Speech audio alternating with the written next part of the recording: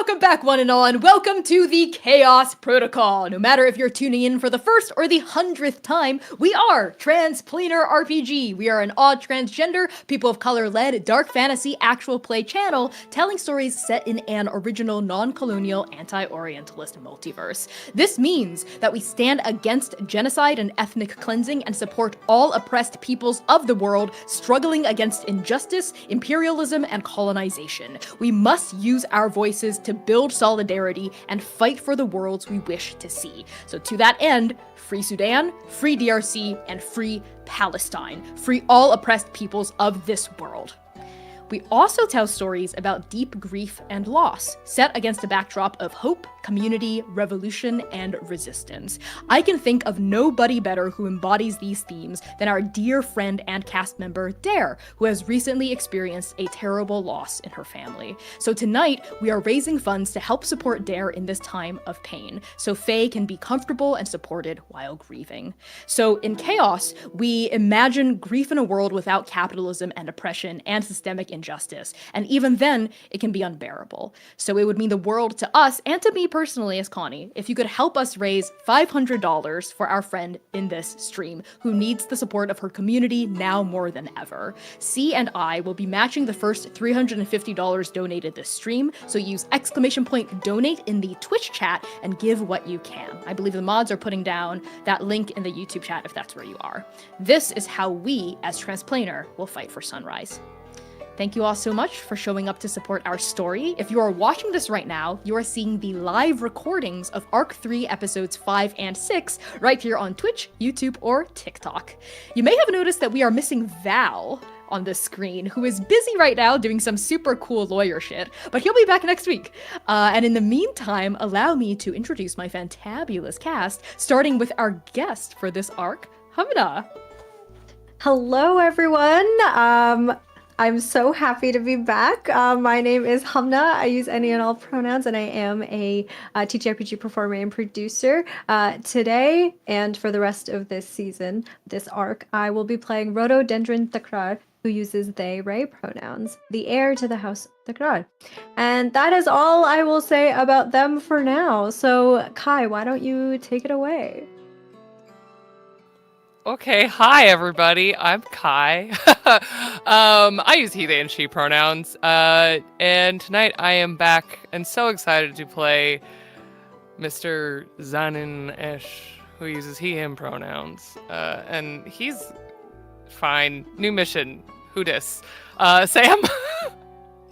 New mission. Who dis? Wow. Hi everyone, I'm Sam Star. I use she, they, and the occasional they pronouns.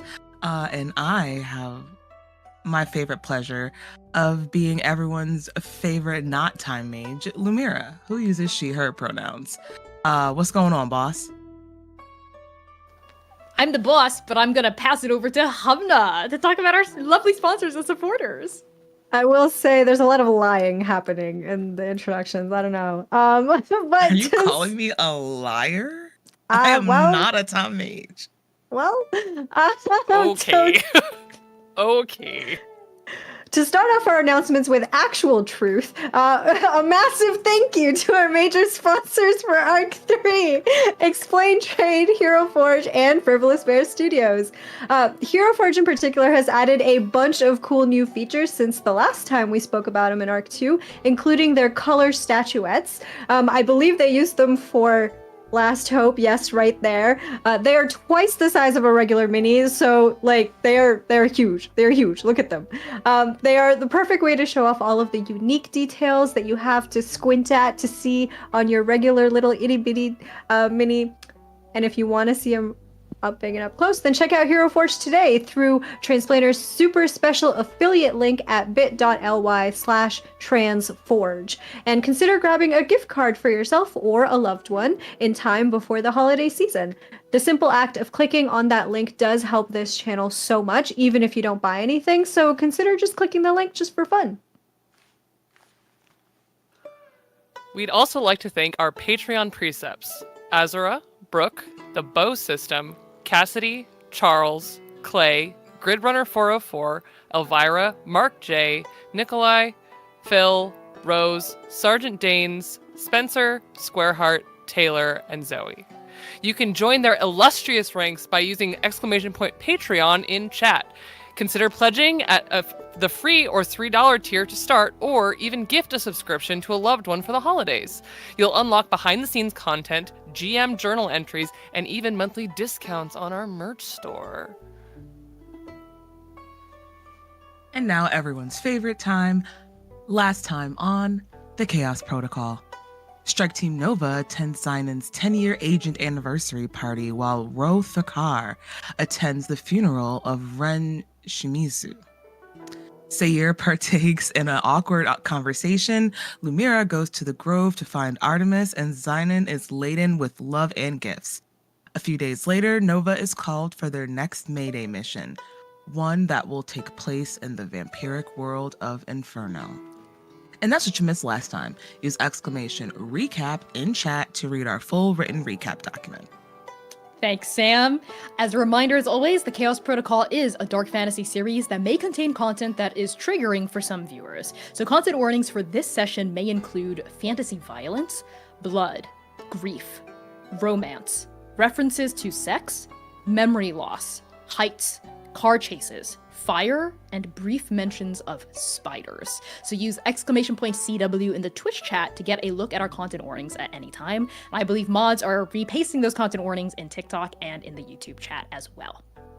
The title of this episode is Your Heart is a City That Bleeds and Bleeds, from Praying Beside the Teeth That Killed Me, by Connie Chong. And let's begin.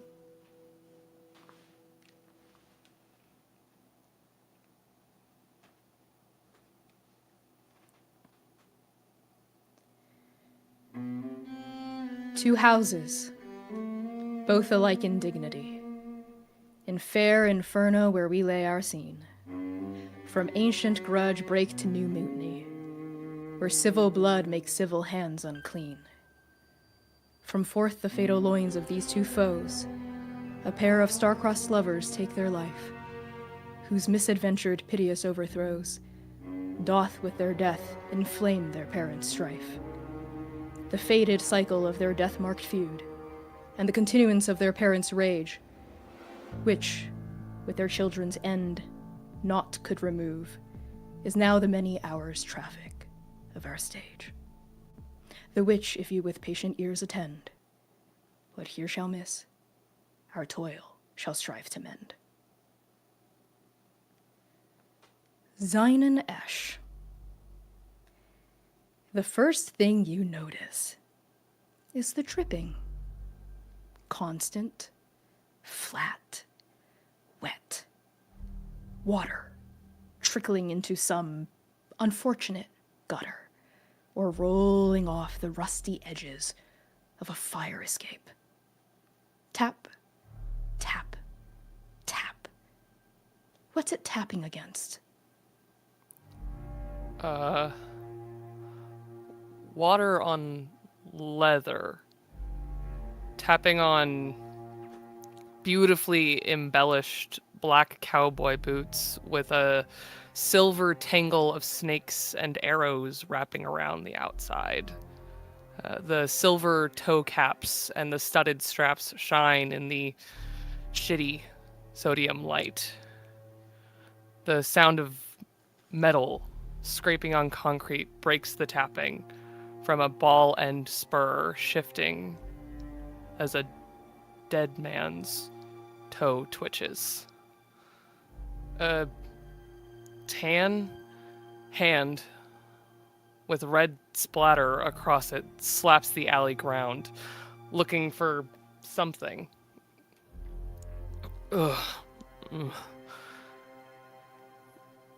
Splayed out on the ground, there is a mess of wet black denim and leather, thick with coagulated blood in a few spots. He runs a hand over a warm, honey-colored face with deep pinkish scars, framed with a dusty brown, scruffy beard, smeared with more blood as it goes. The drips pass over the olive green markings on his cheekbones that almost recede into his hair and over the black tattoo of cracked earth on the right side of his face.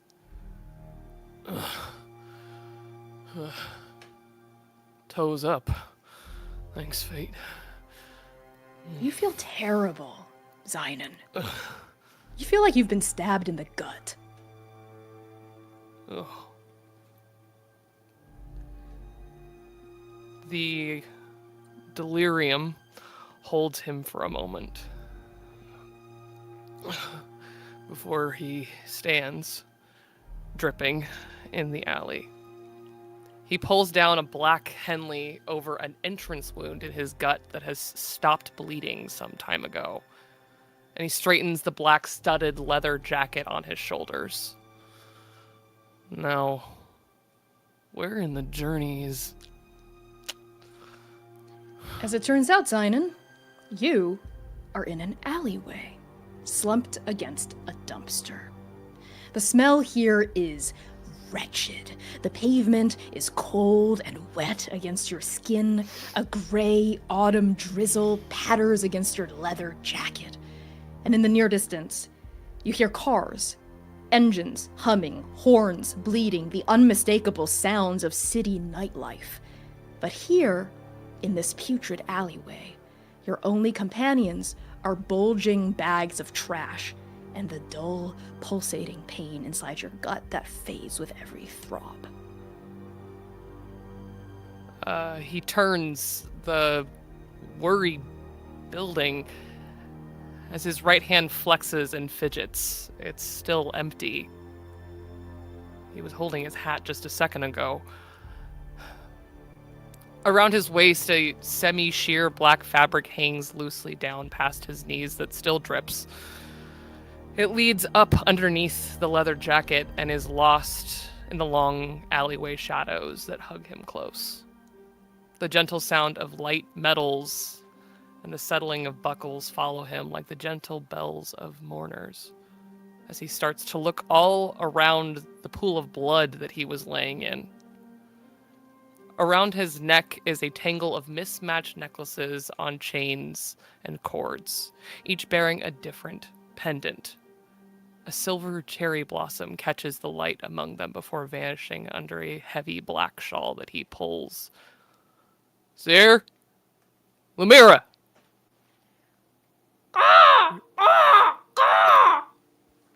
The hell? A crow, as black as night, with the slightest hint of green in its feathers, perches a few bare feet away from your hand. It's pecking, peck, peck, peck, at something on the dirty ground. Your hat.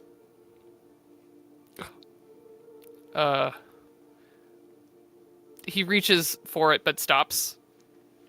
His hat, black flat-brimmed hat that he always has, with a black bandana banded around it underneath a studded leather strap. Before he rudely interrupts this bird, hello? Can I have that? Peck, peck, peck. Come here. It hops He's gonna dexterously out of the way as you reach for the hat. All right. I'm just gonna take this. Thanks.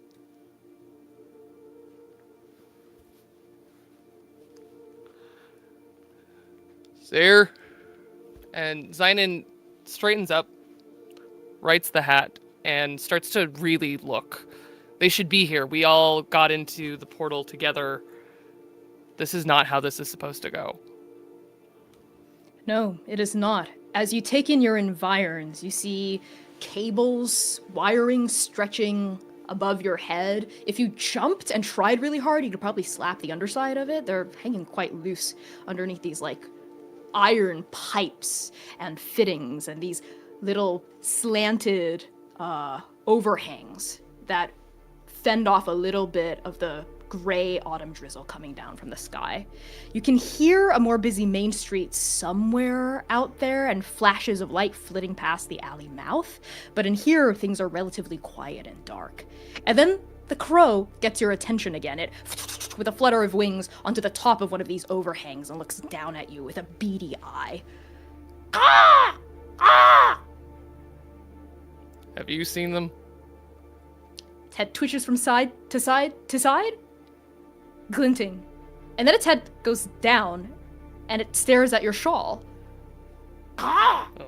Ah! Ah! I mean, and he kind of like waves it. It's also wet and dripping towards the crow, kind of offering it as something for the crow to either land on or like pull on. He's not really sure. The crow snaps its beak, which you now notice is rather damp with some sort of liquid. And as the wings flutter over to you and it gets closer, you see a flash of crimson against its beak. Blood. Your blood.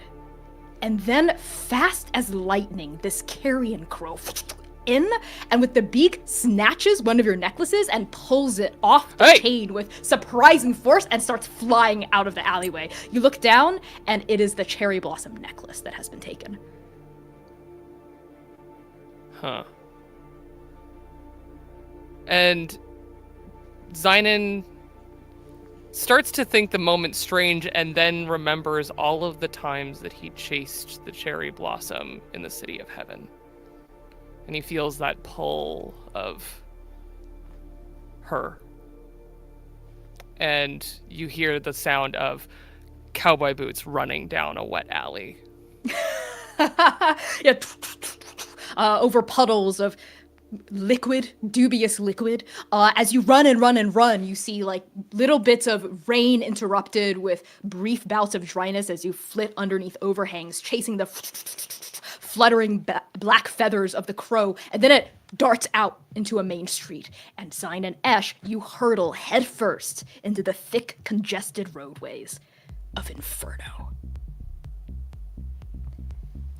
Lumira. The first thing you notice is the familiar and comforting smell of books. Old parchment, cracked spines, ink that's been dry for so long that it takes on its own pleasantly bitter character. As your eyes flutter open, you find yourself in a used bookstore. It's small and cramped, but cozy, warm. An electric fireplace hums amidst haphazardly organized shelves. You realize that you are sitting, not in the middle of this bookstore, but behind the counter. And you look different. How? Lumira, startled from her coming to in this bookstore. However, there's some bits of it that's comforting to her in the aspect of the familiarity of books, of parchment, of ink. That soothes her anxiety just a bit, but next her eyes are wide and frantic. She definitely does look a little bit different. Typically her hair that's like normally out and unruly in some spots are braided up, half down. A lot of her white hair, or hair that has turned white, is pretty much on display throughout the course of the braids. It sits all in the front. She is adorned in black, form-fitting, almost skin-tight leathers, where she has a very deep, low V cut here. Her clock gear tattoo on her chest is bright and on display. However, her uniform doesn't have as much of the clock gears adorning across her shoulders and back as she typically does. The clock gears kind of stay at her belt in her midsection, where it holds everything else. typical like high boots. Her high boots, they're probably like platform more than anything else. So not our typical heeled boots, but they're like more like platform combat boots.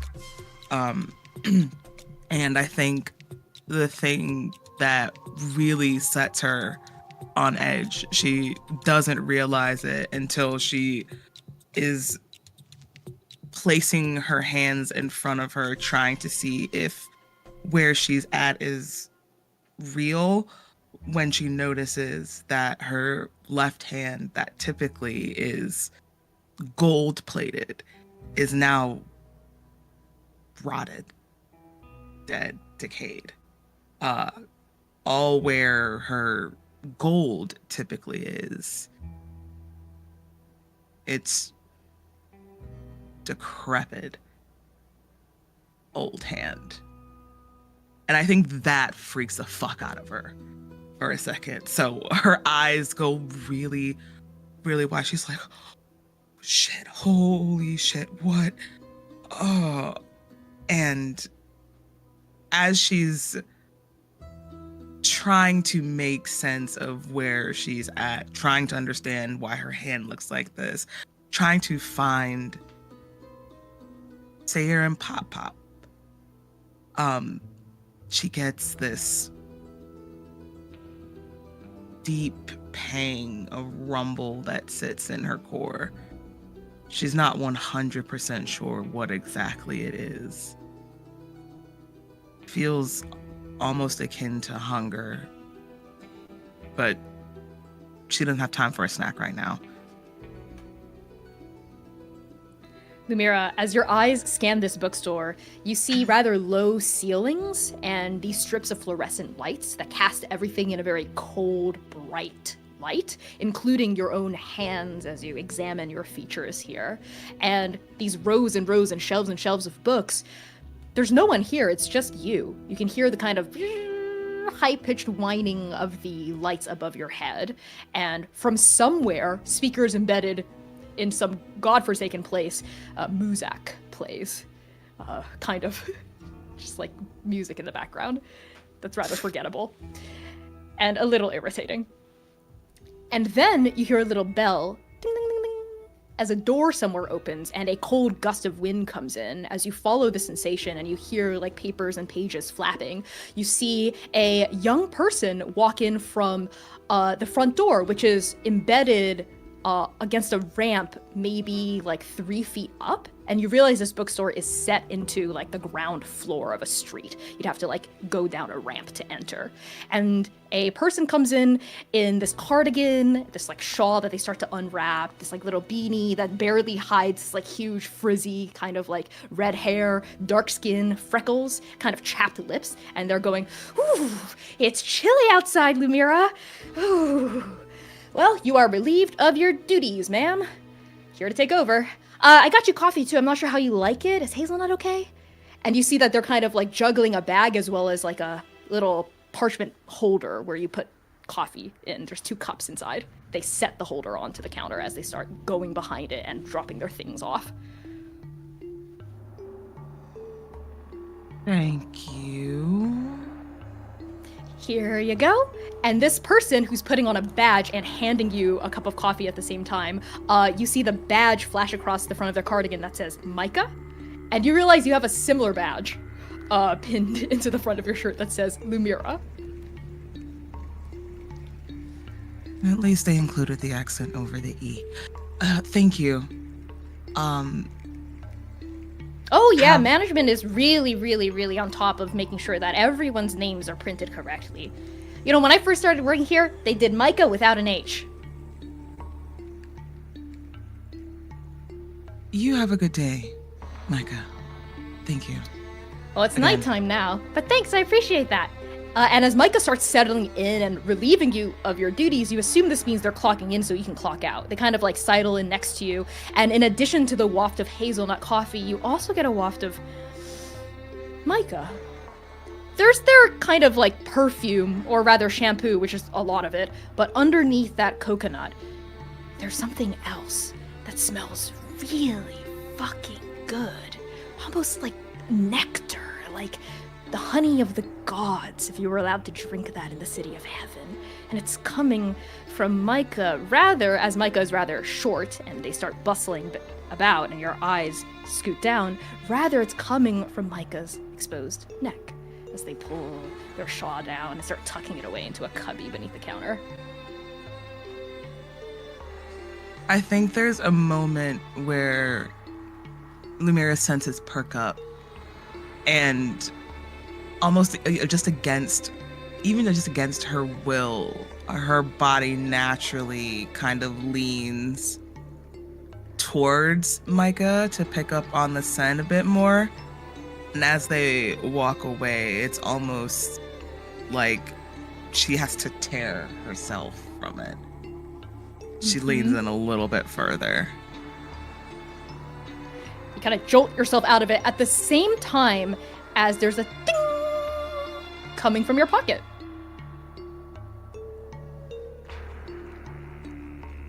And then another ding. Micah says with a giggle, someone's Miss Popular. Well, you know me. Always in the know. And Lumira's like patting herself, trying to find where whatever this pinging is coming from off of her person. So it turns out that your trousers have pockets, and rather wide, comfy, and deep pockets. And in the right pocket, your fingers slip around a rectangular and thin, hard object. I pull it out. It appears to be a miniature tablet of sorts. You've seen these tablets at Trans before, typically at R&D, scientists tapping on them to record the latest logs of their experiments, but it's much smaller than a typical tablet. And as you flip it up and angle it towards your face, the screen turns on. And what is the lock screen of Lumira's phone? The lock screen of Lumira's phone is a preteen Lumira. It's an old picture, very old, but it's actually of Lumira, Singh, and Sayer, one of their random outing excursions when they were coming up at Trans together. It's an old picture of the three of them. I think there's a part of you that startles a little when you see Singh. This preteen Singh, bright and smiling, hair not grown out yet, pronouns not quite exactly settled, with arms slung around both you and Sayer, grinning wide. And then your eyes travel to the two message previews that have popped up. The earlier message, they're both from an unknown number. The earlier message reads, "You're going to miss it. Again." And then the second message reads, "Outside."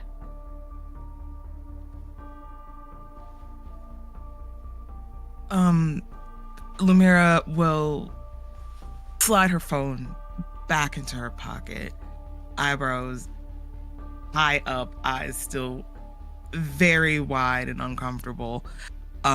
She will turn around, grab her latte or whatever that she got from Micah, and without much fanfare, just be like, have a good one, Micah. Have a good one.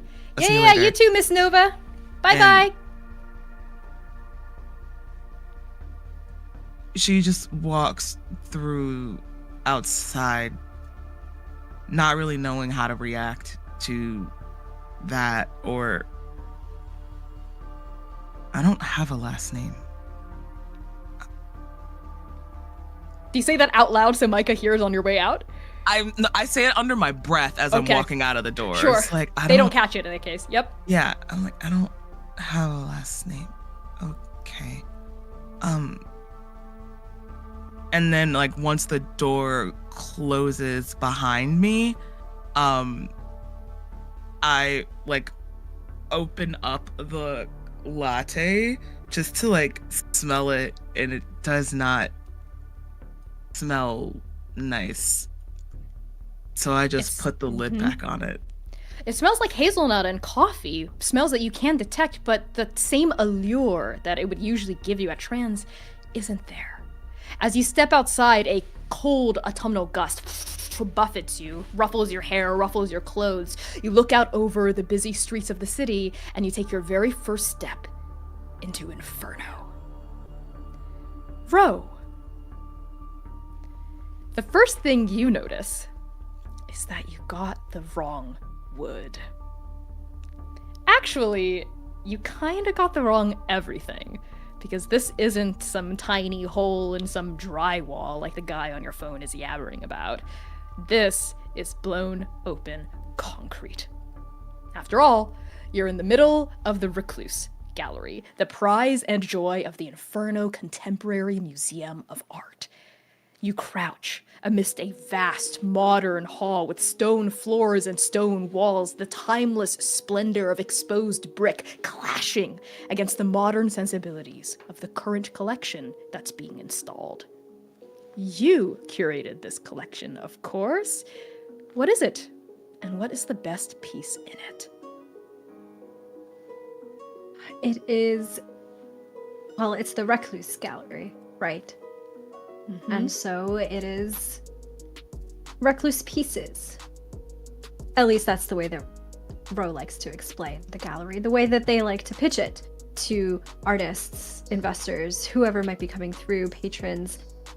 It is an eclectic collection of different mediums, of different styles, things that other galleries might turn their noses up at, but Ro knows better. Ray knows that there is something special about each of these different pieces, something that is unusual.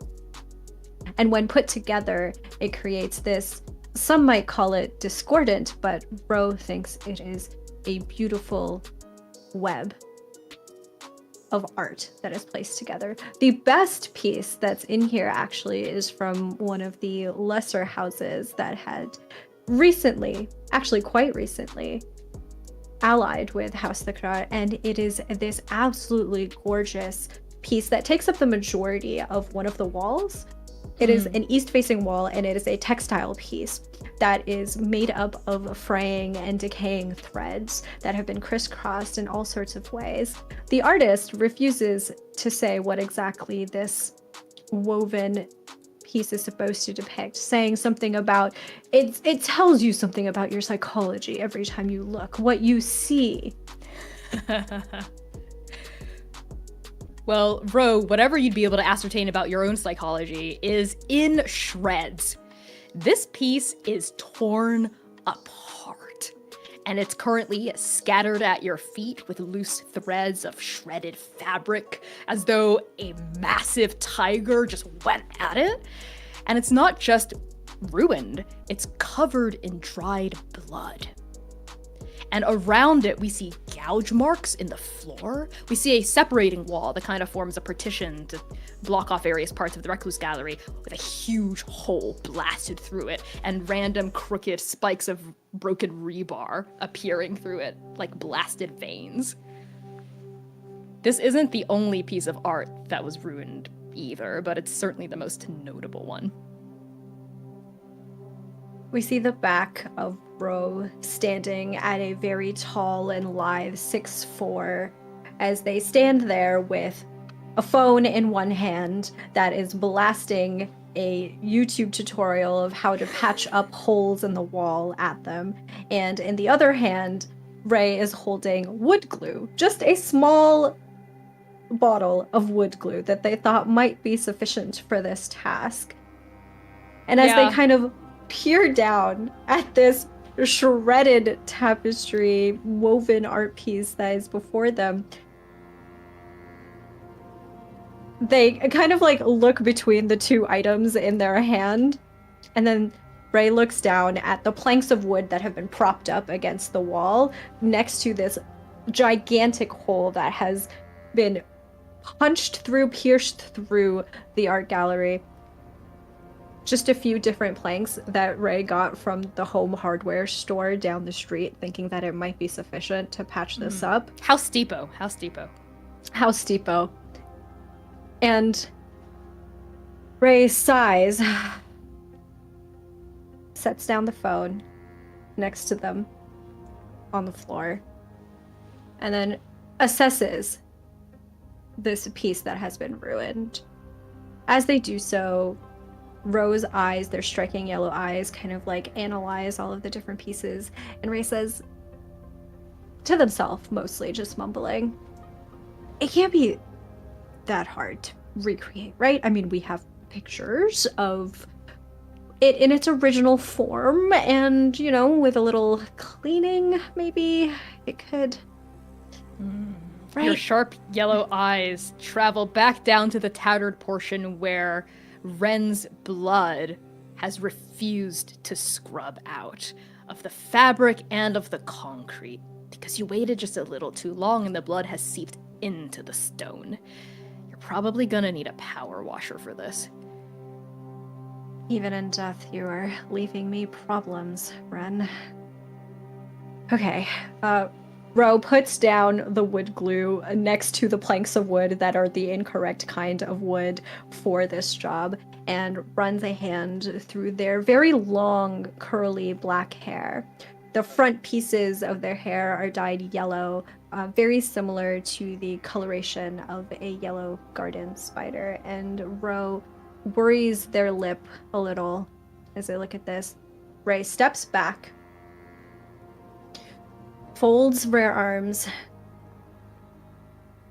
looks over to one of the other paintings that is up on the wall, takes it off of the wall, goes back towards the wall that has the big hole, and holds it up.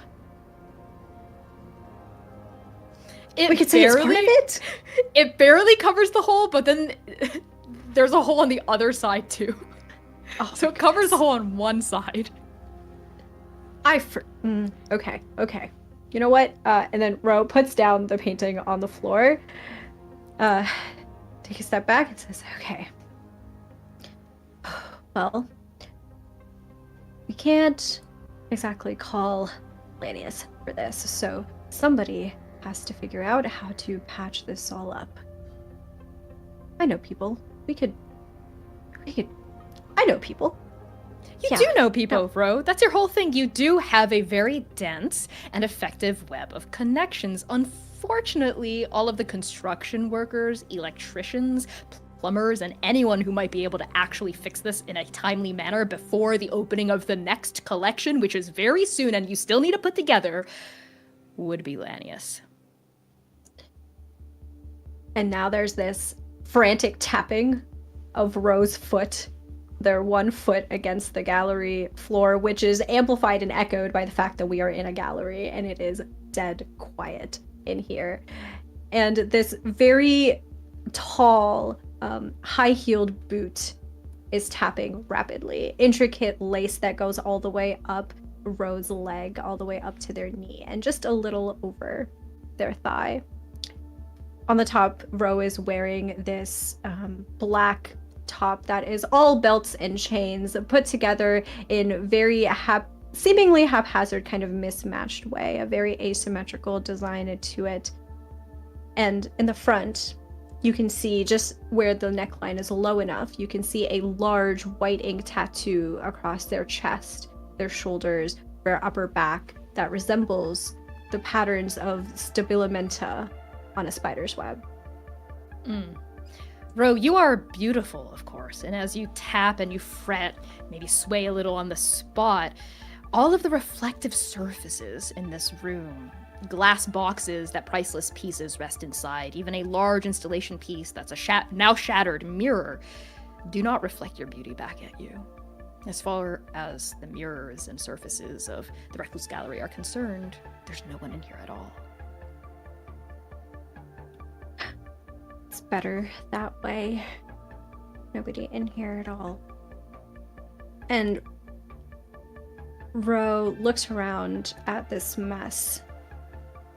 The gears turn in their head, and Ray pulls out Rare Phone and starts going through the different contacts that they have on Rare Phone and starts looking at all of the different people that we had. Yes, House Lanius controls all of the construction, unfortunately, within the city of Inferno, but there are dissidents, people that, well, that aren't necessarily happy with their lot in the way that we have structured everything. There has to be somebody. There has to be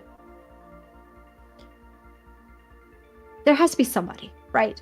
That's unhappy. You scroll through your contacts list and you're crossing off each name for various reasons. No, their skill set doesn't match. No, they're weirdly loyal to Lanius. No. And then the surface of your phone glitches. Like static pans over briefly, which is odd, unusual. And at the same time, you feel a chill settle into this room as the temperature inside the Recluse Gallery drops by 3 degrees instantly and keeps going down. And Ro, I think, like, moves Rare's shoulders as the temperature drops, looks up, and takes a moment to assess the air in the room, because an art gallery is very strictly temperature controlled. Any fluctuations can damage the pieces, and that is not something that we can have. A mistake like that is amateur. And then a bang and a clatter as that painting you unseated from the ceiling and leaned up against the hole suddenly falls over with a rather violent display. And as that happens, Ro almost jumps back, almost as if they are retreating from something themselves. They jump back and they look at where this painting had fallen off of the ground, off of the wall onto the ground. And they slowly start to step towards it, looking, expecting to see an animal of some kind behind the wall in this hole in the gallery. Ray is ready to catch it, hopefully. As you approach the hole in this gallery, the only sound resonating your own bootsteps, you catch a flash of movement from the corner of your eye, not where you're headed, but almost directly behind you. Ray turns around as quickly as possible, a snap. Yes, you turn around with inhuman reflexes.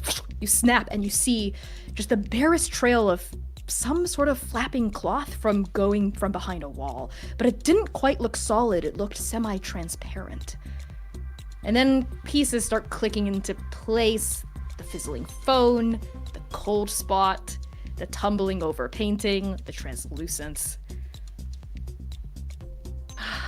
And Ro takes a big sigh, more of annoyance than anything else, and calls out, "Please tell me we don't have a ghost in the gallery." Zynon, the streets of Inferno are slick with neon. Neon everywhere, on the wet surface of the pavement where mopeds trill and pedestrians congregate, against signs proffering wares such as shopping malls to bookstores, to apartment complexes, to boutique hardware stores. But most of all, the neon is on the people. There are so many people everywhere wearing headphones that light up, consulting little tablets held in their hands, holding the hands of lovers, of parents, of children, people everywhere as you spill onto the street. So many sights, sounds, smells, it's almost overwhelming. And we see your own pupils dilating slightly as you take in all of this light, all of this noise, all of this sound, and the autumn rain continues to fall in this nice drizzle against you.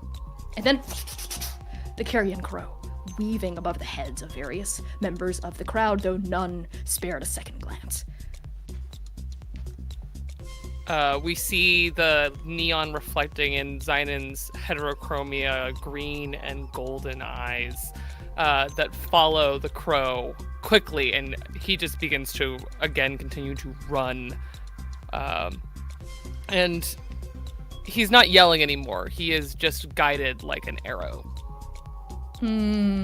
As you go straight and you weave through people dexterously, you find yourself imbued with a kind of reflex, strength, sinewyiness that is enhanced to a degree that you didn't have access to at Trans. You feel alive and alert. Every movement, every whisper, every sound and color and shift you notice, and you're able to kind of react to instantaneously. And you realize you're not just overwhelmed because this is a city, a very dense urban city, but your very senses themselves have been sharpened like a butcher's knife. So you're able to anticipate where people are going to go before they even know they're going to go there. There's a pleasure in it that flows through him very suddenly, like the joy of dancing. Like what it must feel like for a horse to gallop. And he runs after this crow. There is a feeling of freedom that blooms within you as you dart after this crow, and you weave and you turn and you spin, and you're able to avoid these people who barely even seem to notice you. You blend into the movement of the crowd, into the shadows. You move past street performers dancing on pieces of cardboard with a hat laid out over the pavement and bits of coins and bills stuffed inside. You weave past a large brigade of motorbikes all waiting at a red light, trilling like a bike gang. And then you move through a narrow alleyway and open up into a shopping complex filled with all kinds of restaurants with various parked cars and bikes everywhere. And this crow is fluttering, still just barely out of reach. But you're getting closer, Zine, and you're gaining ground on the crow. The life here is almost overwhelming. Trans has a lot of people. There's people everywhere at Trans, but it's not alive like this. And there's something about the feeling that's washing over him that he's been walking as a ghost, as a shadow for so long, and suddenly here in this thrum of people, he can taste it. Life everywhere in this city. It's almost overwhelming, but in a really good way. You can hear hearts pumping in chests, blood flowing through veins, adrenaline rushing underneath skin. And then you see the crow slow down as it flies, and it kind of does a flyby. You see the pendant glimmer in its talons and then drop. The crow drops the pendant and it flies down, and fits perfectly into someone's bike bag on the back of someone's motorbike. It is a sleek black and silver motorcycle idling and parked right outside what appears to be some sort of artisan shop. And there's a person seated on the bike who has just put on their helmet so you can't see their features, and this like leather bike jacket and these biker trousers, so you really don't know anything about what they look like aside from the fact that they're a biker. And then they vroom, and they peel off as soon as the pendant drops into their bike bag without noticing. They start to peel off into the street much faster than the crow. Zynon digs into that newfound agility to try and run after it, after the bike. But is there a way to go faster? Yeah, even as a vampire really fast, you probably can't outrun like a racing street bike. Your eyes scan the crowd, and it's as though fate has your back, Zynon, because what do you see but 5 feet off to your left, a muscular sport bike. Custom underlights, red as blood. There's even a helmet on the leather seat, and even better, the keys are still in the ignition. It's idling. Huh. And were it not for fate, there would still be that twinge, that thing that pulled him to stealing the gold in the city of heaven. Someone just left this here. And very slickly, he pulls off his hat, puts it into a saddlebag in this bike, grabs the helmet with one hand, flips it on, and jumps on the bike all in like one very quick fluid motion, somewhere between hopping on a bird and dancing. You swing onto this bike, you the ignition, and you peel off as you fit the helm over your head. It smells vaguely like very expensive and rich cigars. And then vroom, off you go. And everything's tinted through like the glaze of your helmet, but you can see perfectly this person in their own sleek black and silver motorcycle racing through the street. So you're gonna try to catch up to this person, right? Yeah. I think the first thing that he notices when he puts the helmet on, though, is that he's almost transported for just a second into a memory in busy streets at home, smelling the smell of tobacco. And it pushes him further into the chase, and he smiles from ear to ear, cracking those scars across his face. I love that. So how are you going to try to catch up to this person? In what way are you riding this bike? I mean, he's hunting. Okay. This is a chase that he can do. I love it. Yeah. So we are playing Court of Vampires, which is our own hack of Court of Blades by a couple of Drakes who are a sponsor for this season. How this works is a D6 dice pool system whenever player characters want to make actions. So you tell me the action you're trying to make. I don't tell you as the game master, but I do get to do something else that's rather fun based on the Forged in the Dark engine that this runs on. So what action are you using? I'm going to use Hunt. Hunt. Right? Oh. Yes. Okay. This means you're carefully tracking a target without losing sight of them. That makes a lot of sense. How many pips, or what is your skill rating, do you have in Hunt? I have 2. 2 pips. That means you roll 2d6. But wait, there's something else we have to consult because we are vampires. Whenever you make a skill roll, look at how much thirst you have. So, Zynon, you've just landed in Inferno.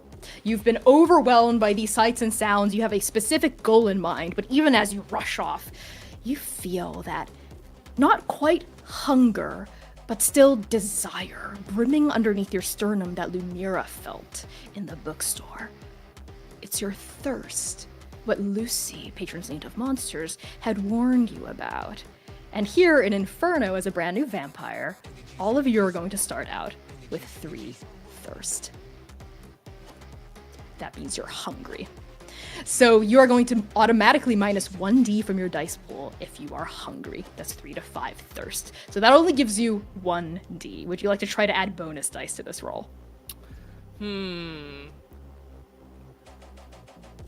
Yes. Okay. The ways to do this are if you push yourself and pay 2 thirst by doing so, or if you would like to accept a twist of fate from me. It's a devil's bargain of some kind. I think he doesn't know the limits of this newfound joy that he has been chasing. So I think it is correct that he digs deeper and pushes himself in this chase. Okay, so you get 1d, that you're going back up to 2d6, but you do need to take 2 thirst. You're bumped up to 5 thirst. And that thirst track, y'all, is 9 boxes long. When you mark the 9th box, something real bad happens. Let me tell you that. We don't have to dig into that right now. Okay. So you're hunting this person just by trying to follow them and push the engine of this bike and not lose sight of them, yes? Yes. Okay, I get to now set position and effect. So position is how risky your action is, and is ranged from controlled, risky, or desperate. And effect is how much impact your action will have, and ranges from 0 to extreme. I'm gonna say your position here is risky. You are starting a bike chase through the streets of Inferno. You stand to lose something from this. The effect is going to be standard. You're chasing someone who is also presumably a very good bike rider, because they own their own bike and you don't necessarily do that. No. So roll 2d6 and tell me the result. What is your highest roll from that? It's a 5. That is a 5. That is good. So a 4 or a 5 is a partial success, which means you do what you set out to do at a cost, a complication, or a consequence. So what does it look like as you start to close the gap between you and this person in the midst of this shopping complex? Zynon is usually pretty quick to learn how to operate a vehicle. His ma taught him how to practically drive anything, and what he didn't learn from her, he learned from stealing them. And so he, in motion, is figuring out how this bike is working, and when he finally figures out how to push it harder, it goes from like quick chase to dangerously weaving through the streets as quickly as he can. Okay, yeah. You start to close the gap, just like you close the gap between yourself and the carrion crow, right? So now you're like 3 car lengths behind, 2 car lengths behind, 1 car length behind. You're almost on this person's ass. And then you notice this person tilt their helmet slightly and look at you. Even though you can't see their eyes, you feel them look at you through the mirror. And you notice that there's no reflection in the mirror. Neither do you see yourself. Through the mirrors, it looks like 2 autonomous bikes zooming through the streets of Inferno. And then this person, this is the consequence you get, this person has noticed you. They tilt their bike to the side and they off-road it. They go off the street and onto a ramp that goes down to a different plaza of this shopping district. They narrowly avoid hitting someone who like shouts and like puts their arms up like, what the fuck is your deal? Do you follow? He does, and I think he yells, forgetting that he's wearing a helmet for people to get out of the way. So he just yells in his helmet. But they can't hear you over the roaring of your engine and the pulsing lights flashing underneath the carapace of your vehicle. And also, you realize this bike, as soon as you revved the ignition, started blasting music from custom-built speakers. This kind of like funk mixed with trap music that's just going. You follow I thought that was just the engine. Nope, it's music. This person, because of this maneuver they did, you caught up just a bit, and then they widened the gap between the two of you as well. They seem quite adept at weaving off-road in city streets. They kind of up off of like a ramp, and they land kind of hard. The wheels squeal and lead like these like skid marks on the asphalt, and then they onto a main road, blaring past a red light and cutting off people behind them. Are there stairs? Oh, yeah. Are there stairs in There's the a ramp shopping and center? stairs. Yeah, from where Cool. they jumped off. Zynon is going to look for the stairs because he's looking to go maybe up a story before launching into this intersection to jump like, cut past this person where they off? were. Yes. Okay, we can keep your roll from earlier, right, for this particular maneuver. You find a flight of stairs and you go up the stairs on your bike. There's like, and it's like riding a fucking bronco as you try not to like lose control of this bike. And then you kind of skid around a corner, barely avoiding hitting a group of drunken college students who kind of like, whoa, like duck out of the way. And then you see it, the street that this person is on underneath you, right? There's like 2 more flights of stairs and a landing before you can cut them off. But you have kind of taken a shortcut and you're positioned to get in front of them. And as these 2 bikes start to converge on the same point, you see this person suddenly tilt their head as if they sense you off to the side. They look at you and you don't know why. You can't see their face, but you get the sense that they are smiling at you. They jerk their handles at the last moment, and instead of going deeper into the city, they get onto an on-ramp. An on-ramp that takes them onto a massive 8-lane expressway. Zynon revs the engine, tries to bump that engine sound music as loud as he can as a warning to people ahead of him, and he is just going to barrel after this person. Okay.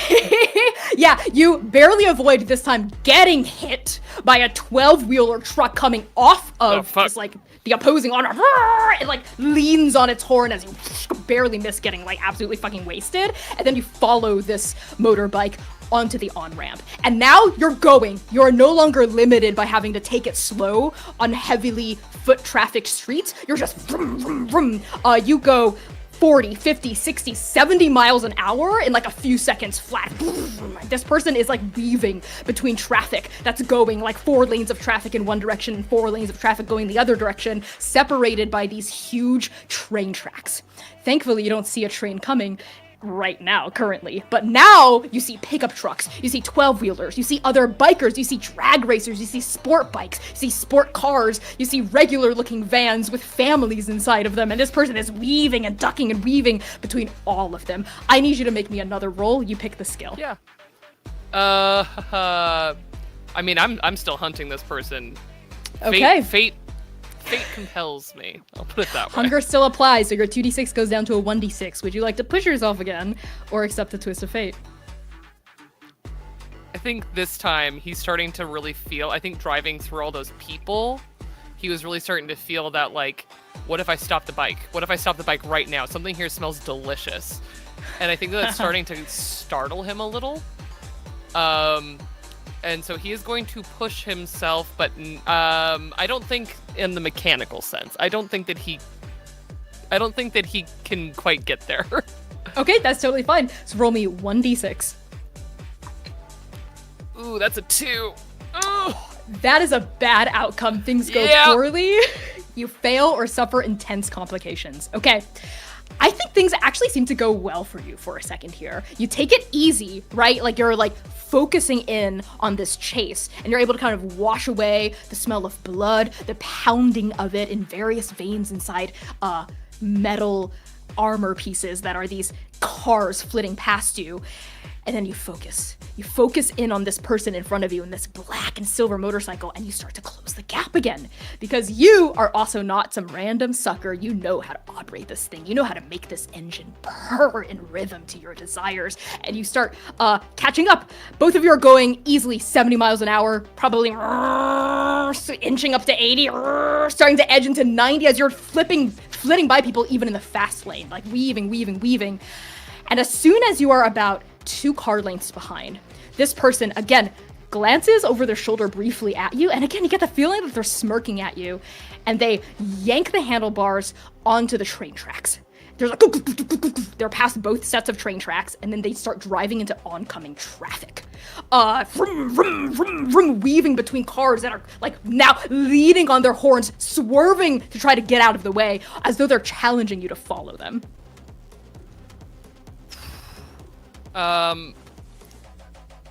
Zynon has to follow. He doesn't even know where to start looking for anyone else, and that crow was pulling it. The cherry blossom was pulling him somewhere, and so he follows. He's hoping that wherever this smirking stranger is going is hopefully where Lumira and Sayre are. If nothing else, he'll find them. Or the person that called in the Mayday or anything, because this is, sometimes you just have to go with it. Okay, you get onto the set of train tracks. There's like bump as you go over the ridges of metal. And as you're onto the second set of tracks, because they're in 2 directions, you see lights moving very quickly down the track towards you. Oh, this isn't just a train, it's a high-speed rail going 300 miles an hour, hurtling toward you. And you see it, and it leans on its horn. You see your literal fucking life flash before your eyes as, like in slow-mo, your bike pops off of the tracks just as it hurtles past. And behind, you see people in the window. A few of them have, like, pressed their faces to the glass and are staring at you as you start onto oncoming traffic. From the near miss, the back of your bike gets clipped by a truck going the one way, and you almost skid out. You almost lose control. You see like something metal fly off of it, and like the music kind of stutters a bit, but continues going. You fuck this bike up a little bit, and you're but you're able to kind of like wrest control of it, kind of get back onto it. The truck had also clipped your leg. Ow. That is going to be a moderate injury for you. Your leg starts flaring with a kind of crunched bone and pain to the rhythm of the pain still in your gut. So I'm going to add mangled leg to your injury list. I put that at a moderate injury. That's in the middle. That's how harm works in this game. We track injuries and we place them on like a grid tier. You continue to follow this person, but because of the risks you've taken, they haven't shaken you, and you have consistently been getting closer and closer to them. And then you see what their goal was. Not just to get into oncoming traffic, not just to try to shake you, but as you get closer and closer to the middle of what you realize is not just an expressway, but in the midst of the chaos has turned into a bridge. You see a massive river glittering on either side of you, looking dark underneath a single pale moon, almost full, shining down across the water. You see boats sailing on this river and the glimmering lights of the skyline on either bank. And then you see a huge ferry a couple 100 feet in front of you beginning to make its way to the bridge. And a section of the bridge has had this big like railroad crossing. Arms are starting to come down as the middle of the bridge is beginning to lift and traffic is slowing down in either direction. This person, however, does not slow down. In fact, they gun it even harder, and you are sure that their RPM is going crazy, and that needle of the MPH is edging into 120. Swearing a little, because that hurt. And I think he goes, like, he has a moment of self-awareness where he feels like he should be feeling the sweat of adrenaline. And it's not there. It's just blood. All the wet against him is just water and blood.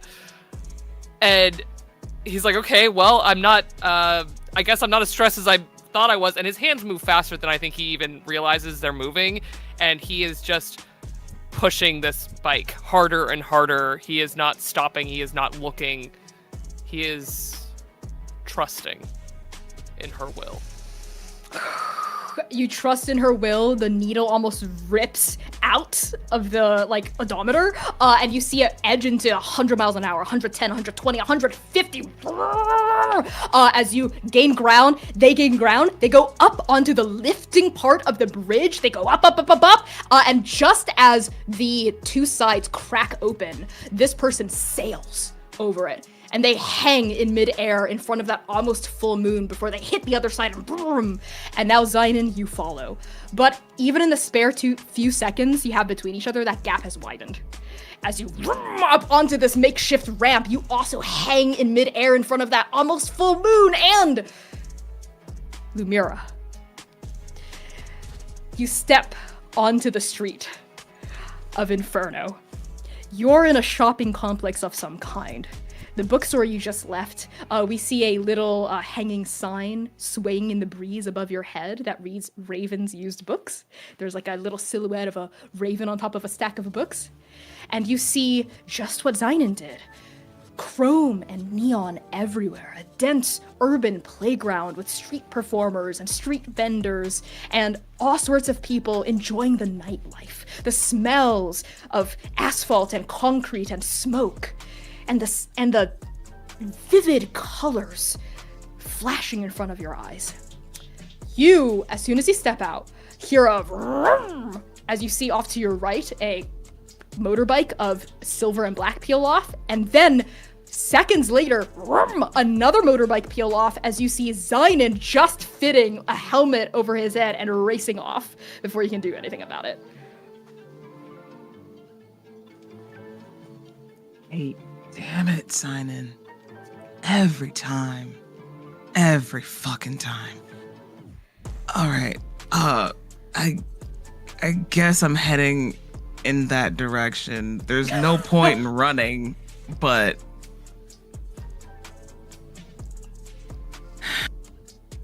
As you walk in the direction that Zynon and this mystery rider just vacated, you see someone stomping out of a gambling parlor, kind of like very pissed off and angry. This kind of muscular Asian woman in her late 30s, and she's built like a fucking champion powerlifter. She's got this dark skin, shaggy black hair, shaved on the sides, and this kind of vicious wolf cut, and these faded blue eyes. And she's dressed in this trucker's jacket with these natural furs around the collar, this very well-worn leather, these work boots, and she's currently chewing on a hand-rolled cigar that she rips out of her mouth and slaps onto the ground and like gouges out with the tip of her steel-toe boot, and she's like shouting after the person, Zynon, that has just gone off in this motorbike, "You fucking... whoever the fuck you are, I'm gonna catch you and I'm gonna skin you the fuck alive! Fuck! Damn it!" I assume that was your bike. Faded blue eyes fixed sharply on you at that. Gives you a once-over and then a twice-over as both of you realize at the same time you're both vampires. There's this kind of resonance in the air between the two of you, and a stilling of the blood. You can sense everyone else's hearts beating. You cannot sense hers. Yeah, of course it was. That asshole fucking took Moxie. What, you know him? Acquaintances, for sure. Acquaintances. And what's your name? Why would... Listen, I'm just here observing. Just observing. Fine, what house do you claim? You claim no house? Yeah. Fucking great. I'll find you, and I'll find your acquaintance, and both of you will be getting a call from me and Sakti. And maybe House Trakar too, since they want to poke their noses into everyone's business and fix problems made by those without houses. God fucking Trakar, fucking asshole!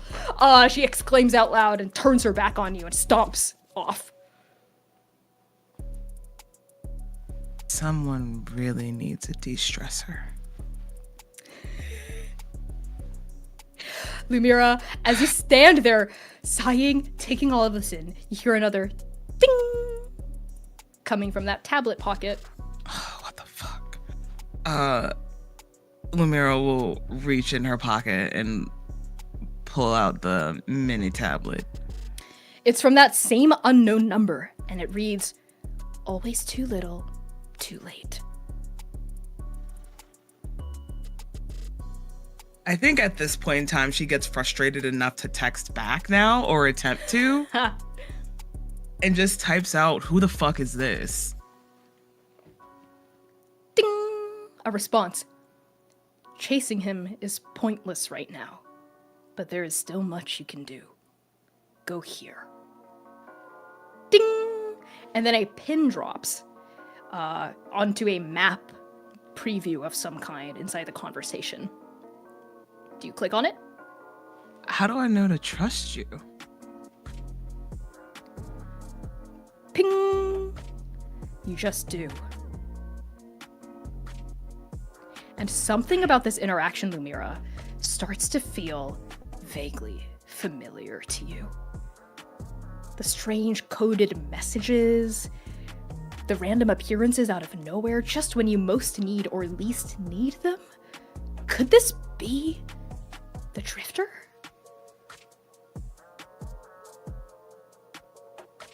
Lumira will tap the location ping. It opens up into a new screen, another app, a map of some kind, and you see your current location as a flashing blue dot, and then the dropped pin, which looks to be about a 20-minute walk away from this shopping district, into a different neighborhood.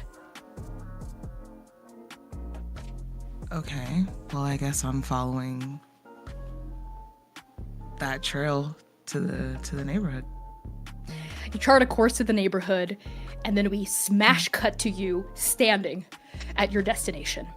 This is a very different place from that neon nightlife shopping plaza. It's still vibrant and bustling, but it feels a lot more homey. You see now closed cafes, various residential apartments with beautiful painted murals on brick walls, and various art and dance studios. This seems to be a thriving arts district. A lot quieter compared to that shopping mall, but there are still a few people ambulating up and down the street. But that pin isn't for any cafe or apartment or art studio. It is in front of an eyesore of a building. This building is a burned down skeleton. Perhaps once it was beautiful. In fact, once it was vast and majestic and must have commanded the eyes and hearts of everyone in this neighborhood, but now it is a burned out corpse. It is a boarded up shell littered with trash and refuse and graffiti and broken glass. And you can just see and tell that this is a place where teenagers go to smoke weed and throw bottles against walls. But that's where this pin is dropped. Why here? Ding! Look inside. It's filthy in there. I'm not going in there. Ding! Look inside.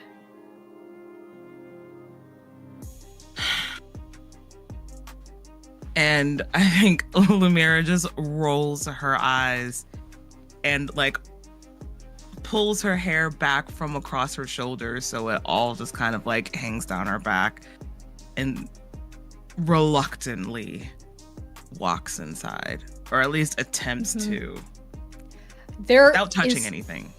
Absolutely. There's no front door anymore, just kind of an open, yawning, charred mouth. As you step underneath this crumbling brick archway, you enter what appears to once have been a foyer of sorts. You can see little remnants of old, molded, ashen carpet, and a still standing in the middle of this space wooden banister, a stairway that leads up to a second floor that is now gone. And as you pick your way through this refuse, how are you trying to investigate this area? What skill would you like to tap into? So I think I'm gonna survey. Okay, sounds good. Yeah, So that is a survey, right? mind skill. Excellent. You observe the situation and anticipate outcomes. How many pips do you have in survey? I have 2 pips in survey. Okay, just like Plus a Zynon. +1. Oh, a +1 from special skill? Excellent. So you would roll 3d6 for this. However, just like Zynon, you are hungry. You have 3 thirst marked. So that's going to go down to 2d6 again. Okay. I'm going to set the position here as controlled. You don't stand to lose much just by looking around here. I'm going to set the effect to be limited, because this place is really burned down and it looks old too. Anything you might get from just picking through this, other people have probably picked through it already. So controlled and limited. Okay. You can, Lumira, trade position for effect, or vice versa. So if you want to increase the effect that you might have on this place, you can make your position worse. So degrade controlled to risky for a standard effect if you'd like. You also don't have to. Nah, for right now I'll just use what I got. Sounds good. Roll 2d6 and tell me the highest number. Only a 3. That is a bad outcome. Things go poorly. You fail or suffer intense complications. Okay, tell me what it looks like at first as you start to survey this area. I think Lumira has always been very astute and aware of her surroundings. So I think she tries to come at this like she would any other time if she was coming at a problem and she was trying to figure out a solution. So I think she does the first like passerby glance just to like set up the picture in her mind before she focuses on the minute details. But I think as she focuses on those minute details, her hunger gets in the way. Like it keeps her from being able to essentially, where's Waldo in all of this? Like how she typically would be able to pick something, a fine detail out of a bigger picture. She can't seem to focus. Yeah, you're trying to construct what this might have been, and we see kind of like another railing appear in your mind's eye and curve up, and the carpet suddenly look fresh and new as it unfolds over the stairs, and then it degrades as you feel that flare of hunger inside of you, that thirst. You kind of like shake your head, and you attempt it again. You construct walls that unfold out of nowhere in front of your mind. You try to see what might have been underneath the carpet. You try to reconstruct what might have hung on those walls, what kind of wallpaper, paintings, art, and then that flare again, and it disintegrates into nothingness. And you feel like a bead of frustration, I think, doing a wicked tango with the thirst inside of you. And then a kind of throb of pain. In the center of your soul, your time magic, your chronergy starts straining. You are trying to reconstruct the picture of the past, and your time magic is rising up as a organic instinctual reaction to this, trying to help you, but it strains against fate's bindings, and a flash of something glitches in front of your eyes. and you see for just 2 seconds the place that this place used to be. A beautiful dance hall with a chandelier, a carpeted floor that turns into sprung marley and hardwood, beautiful staircases leading up to a balcony level where masked people looked down, and all of this fades away, another flare of pain. And as part of your failed roll, I need you to mark pained as a minor injury. Got it. Lumira, how do you reel in reaction to this time magic rearing its head within you? Once again, I think it feels almost like a rubber band that's being pulled too tight, but the rubber band is strong.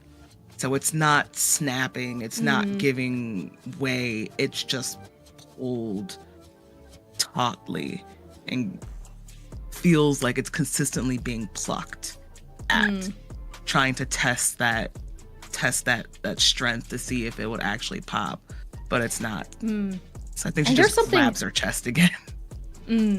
As you grab at your chest, right, that pain flaring inside of you, almost like heartburn, but worse, much, much worse, soul burn.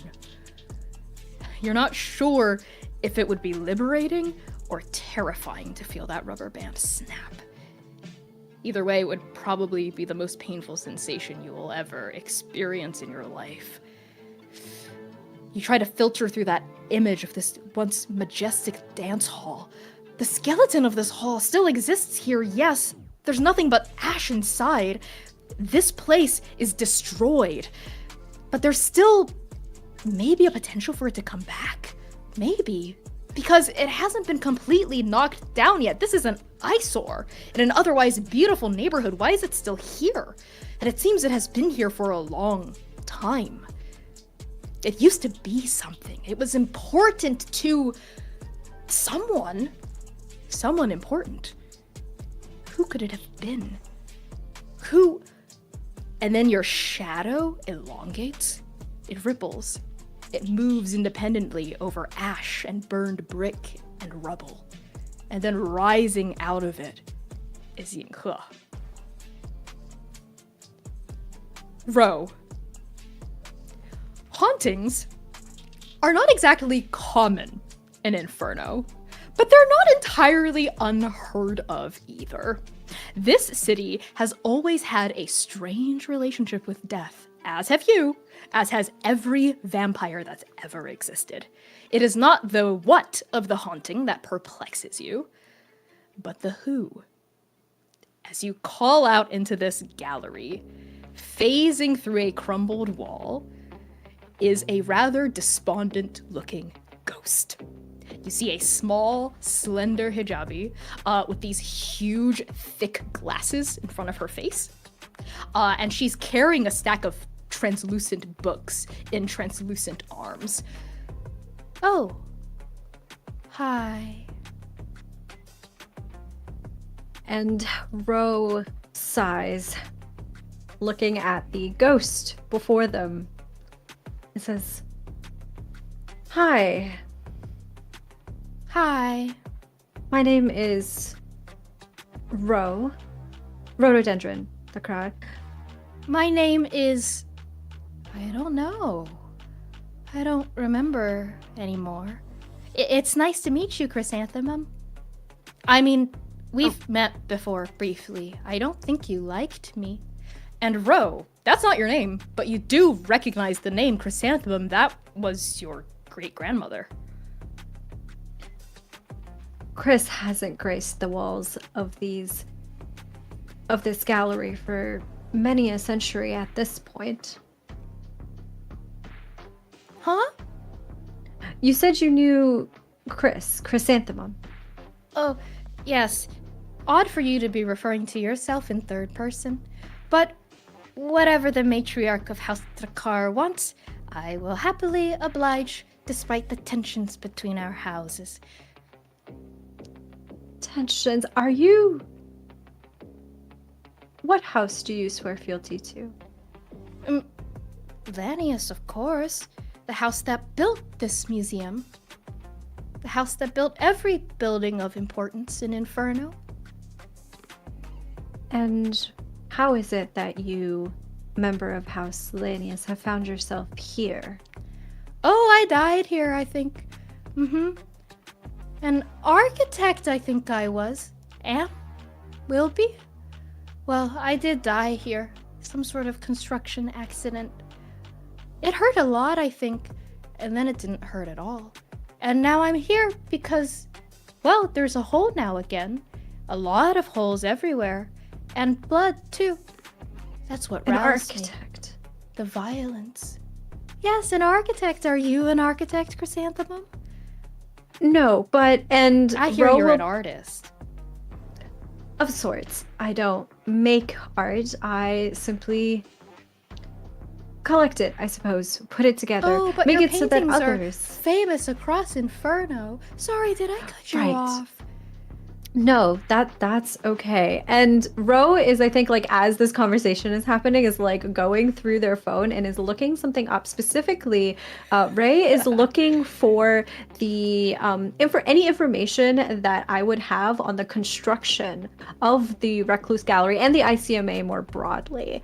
Is there a name of like the architect who designed this building? I need you to roll to see what reliable information you can find on the internet. Okay, So what skill okay. would you like to deploy? I guess study makes the most sense. Sure, yeah, you're studying the internet. How many pips do you have in study? I don't, is the thing. So how this works is you roll, if you have 0 in the dice pool, you roll 2d6 and you take the lower result. So this is hilarious. Okay. I'm just gonna make you do that. I'm gonna say Alright, your I will- position is controlled, your effect is standard. Okay, gotcha. Please. My dice curse needs to break immediately right now. Let's hope. Please. Please and thank Everybody you. cast a spell. 2 ones.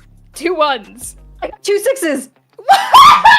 I'm not even kidding. I swear to fucking God. That's Yeah! what you get, Connie. That's exactly what the fuck you get. I'm not lying. Rights for Humna! Wow. This is literally unprecedented. I'm not right. It is. It's unprecedented. That's so funny. Okay, typically if you roll more than 1 6, that's a crit, but you can't crit when you have 0 dice in the pool. Unfortunately. Well. that's what that okay. means. But you do get a Okay. 6. You do get a full success. Okay. You find the name of the House Lanius kind of great grandmother matriarch. Was the one who built this museum. Essentially Chrysanthemum's peer at the time. And you also see like a kind of black and white photograph of this person on one of the many websites that House Lanius controls under one of their various shell corporations and like union landing pages. You Do find I nothing about this person, however. And even though you got like a 6 of full success, you find nothing on the internet about anyone who matches her description or any names that might line up with her. Though you see a few, but you're like, it's difficult to map that name to this face, so you can try. Understood. And do I have a name for the great grandmother matriarch of House Lanius? All you find is the first letter of their first name, like a D. Lanius. Gotcha. It seems like maybe they went by D. Gotcha. I think seeing that information, Ro looks up to this ghost in front of them and says, "Did you by any chance work for D? Or do you work for D?"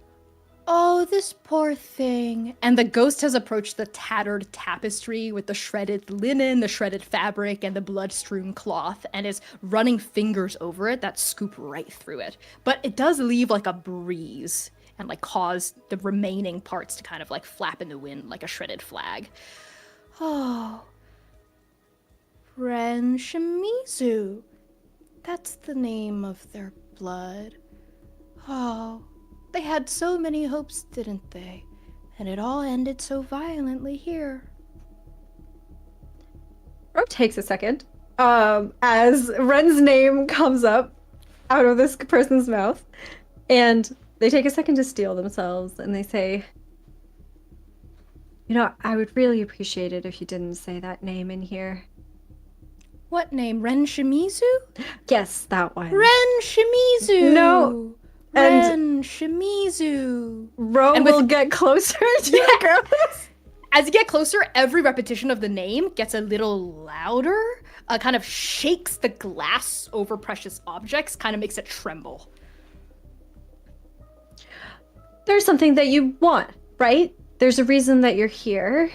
Yeah. A reason that you haven't moved on beyond the gallery. What happened exactly? You said that you died here. Yes, I died here, and I don't think my body was ever found. But now my resting place has been disturbed. And that word disturbed suddenly breaks, and the glass shatters on a pedestal behind you and rains onto the ground. That might as well happen. Maybe if I find your body and give it back to House Lanius, give you a proper burial, would that allow you to move on, allow you to leave the Recluse Gap? Poor, poor, poor chrysanthemum. Poor, poor, poor spiders and shrikes. Neither spider nor shrike shall love without doom. All of Inferno under their heel. We all know the stories, but they don't have much relevance to your death, do they? I mean, did one of us? I don't think we would have. Would you have, chrysanthemum? And this person, suddenly this ghost is very close in front of you. You didn't catch them move. They were by the tapestry and now they're in front of your face. Those big, pale eyes beneath those translucent glasses boring into your soul. I would have Would never. you, chrysanthemum, stop the cycle, or will you continue it, weave the web, or stamp it out? I would have never done anything to hurt you or the Hurt? house. Me, or the house, your house, or my house. Our house? Our house? No. No. I think perhaps death has rattled you a bit. Rattles us all. Rattled me. Rattled me. And the ghost phases through you, and it's a really unpleasant feeling, like suddenly getting doused by cold water, but not on your body, and your very soul itself phases right through you and keeps repeating that word, rattle, rattle, rattle. And the frames of paintings start to rattle against the wall, rattle, rattle, rattle, in rhythm to this. And one of them unseats from the wall and clatters onto the floor. And another also unseats and clatters. And more of the rubble starts to shake on the floor. This ghost is making your job really fucking hard, Ro. And Ro is following along as this ghost is kind of moving through the gallery space and is shaking the walls and attempting to destroy, well, not purposefully, but attempting to destroy all of the artwork. I think Ro is trying to like catch falling paintings and sculptures as they are kind of falling and put them gently on the ground as they are frantically following behind. I can help. I understand that you were stuck here. Let me help. Rattle, rattle, rattle, spider and the shrike. A city doomed and fated to repeat its strife. Rattle, rattle, rattle. And the ghost keeps repeating this refrain over and over again. Rattle, rattle, rattle. The spider and the shrike. A city doomed and fated to repeat its strife. Over and over and over throughout the Recluse Gallery. It seems to be locked in a loop of sorts, still shaking occasionally the statues and the paintings on the walls. And you know what needs to be done here. You do have to lay this thing to rest. You have to exorcise this ghost. If you want any chance of putting together the next collection in time for the very important opening.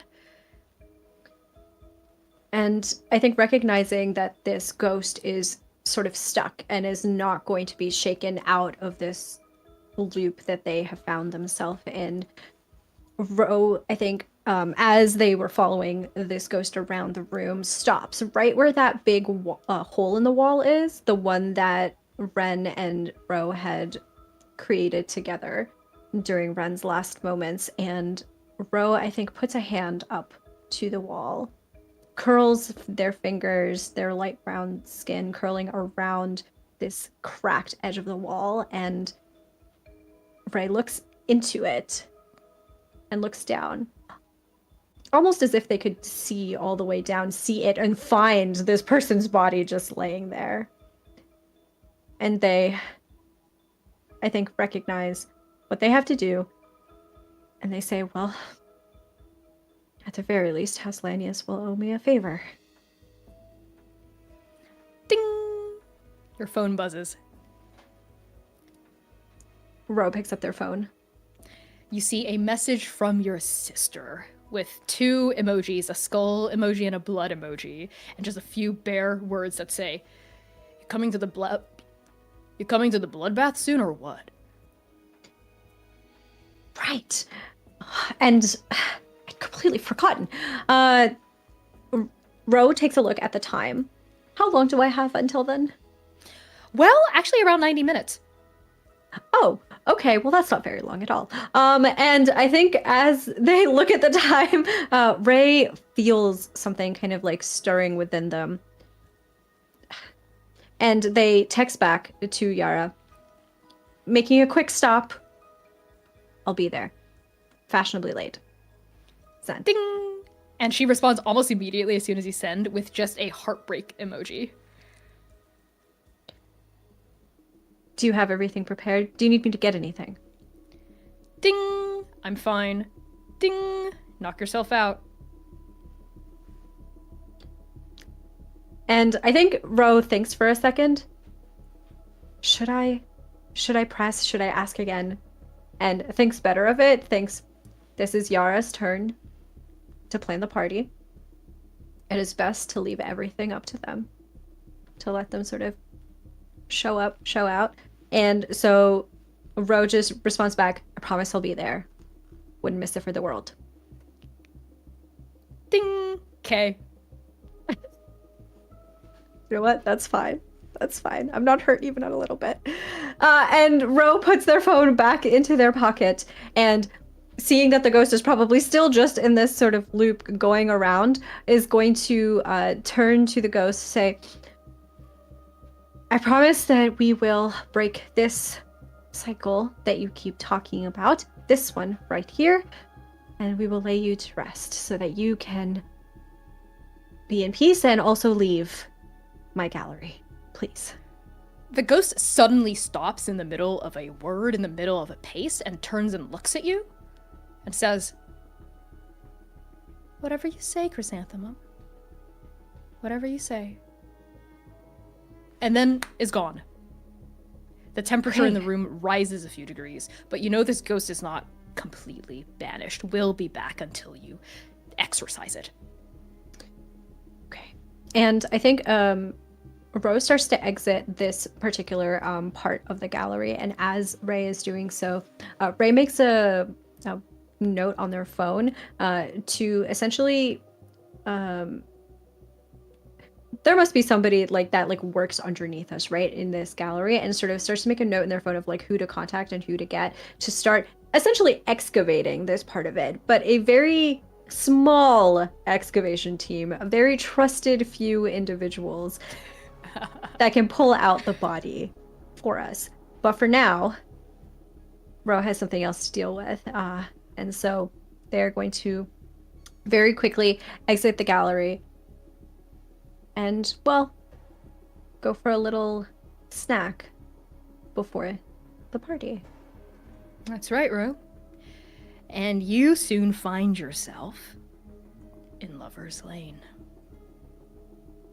And we're going to cut the session there and be back in 10 minutes. That was a weird way of saying we're going to go to break. We're going to go to break there and be back in 10 minutes. Love you all so much. See you in 10 minutes. Hope you are enjoying Inferno so far. And Pisho.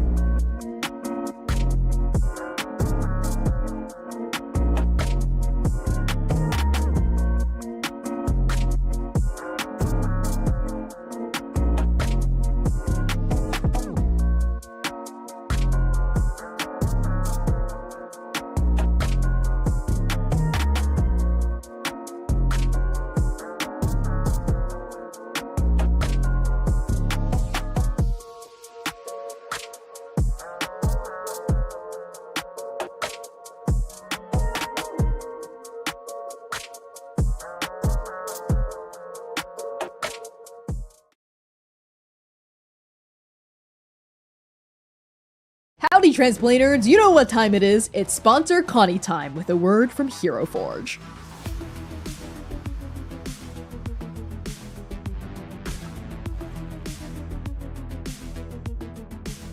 Hero Forge has officially leveled up with kit bashing.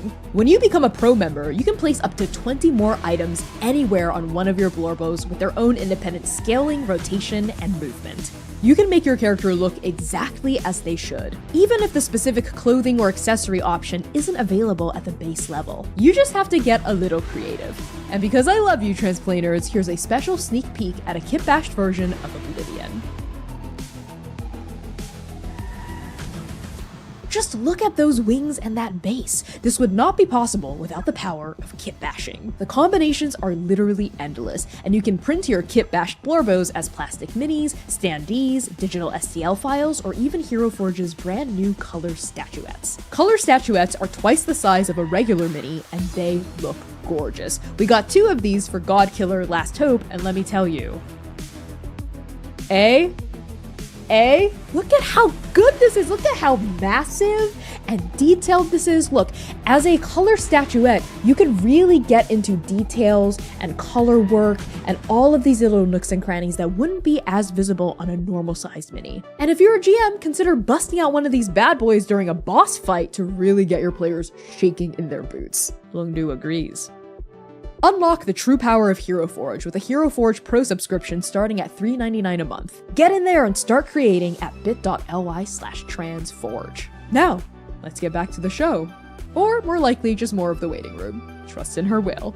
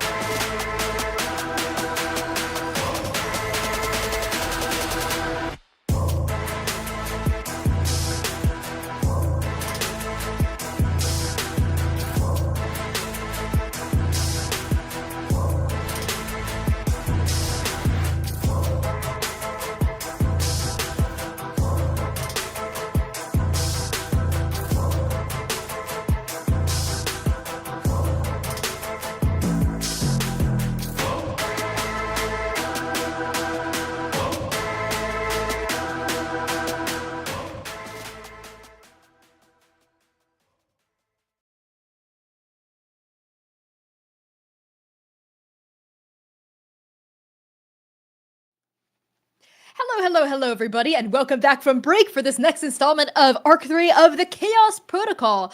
Just as a reminder, tonight we are raising funds to help support Dare during a very difficult time for her, having suffered a very big loss in her family. We are very close to our donation goal of $500. We've already matched the first 200. I think we're like $30 away from hitting 500, and after that point we're gonna match it with the rest of that 350 pledge that we have. So let's try to hit that 500 before the end of this episode. That would truly be amazing and really mean the world to us to help support a friend, a cast member, and a dear collaborator in this time of pain and need. We love you, Dare. This one's for you. And now moving on to the story itself, a reminder of content warnings yet again. The Chaos Protocol is a dark fantasy series, so we may contain content that is triggering for some viewers. Content warnings for the second half of the episode may include fantasy violence, blood, grief, romance, references to sex, memory loss, heights, car chases, fire, and brief mentions of spiders. If you're in the Twitch chat, use !CW at any time to get a reminder of these content warnings. And if you are in the YouTube and or TikTok chats, then our moderators will occasionally repost the content warnings whenever they are relevant. And with that out of the way, let's hop right back into the session.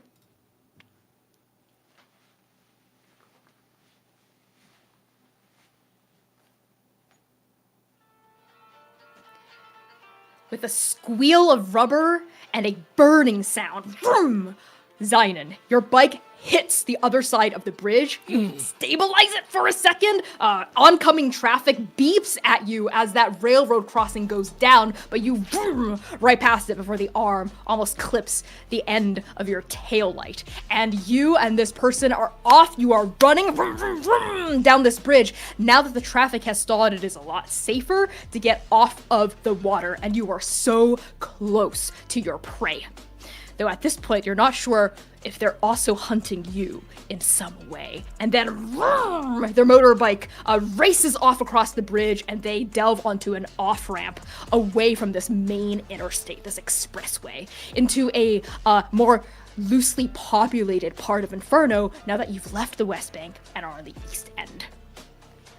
What's rushing through your bloodstream in addition to the adrenaline as you continue pursuing this person? The itch of hunger, that just desire, just raw desire, begins to kind of fade enough that he can concentrate on what he's going to do when he finally catches up to this person, besides explaining, hey, you have my necklace, because this is the job of a trans agent. You are in the middle and you are running now. You have to have a plan.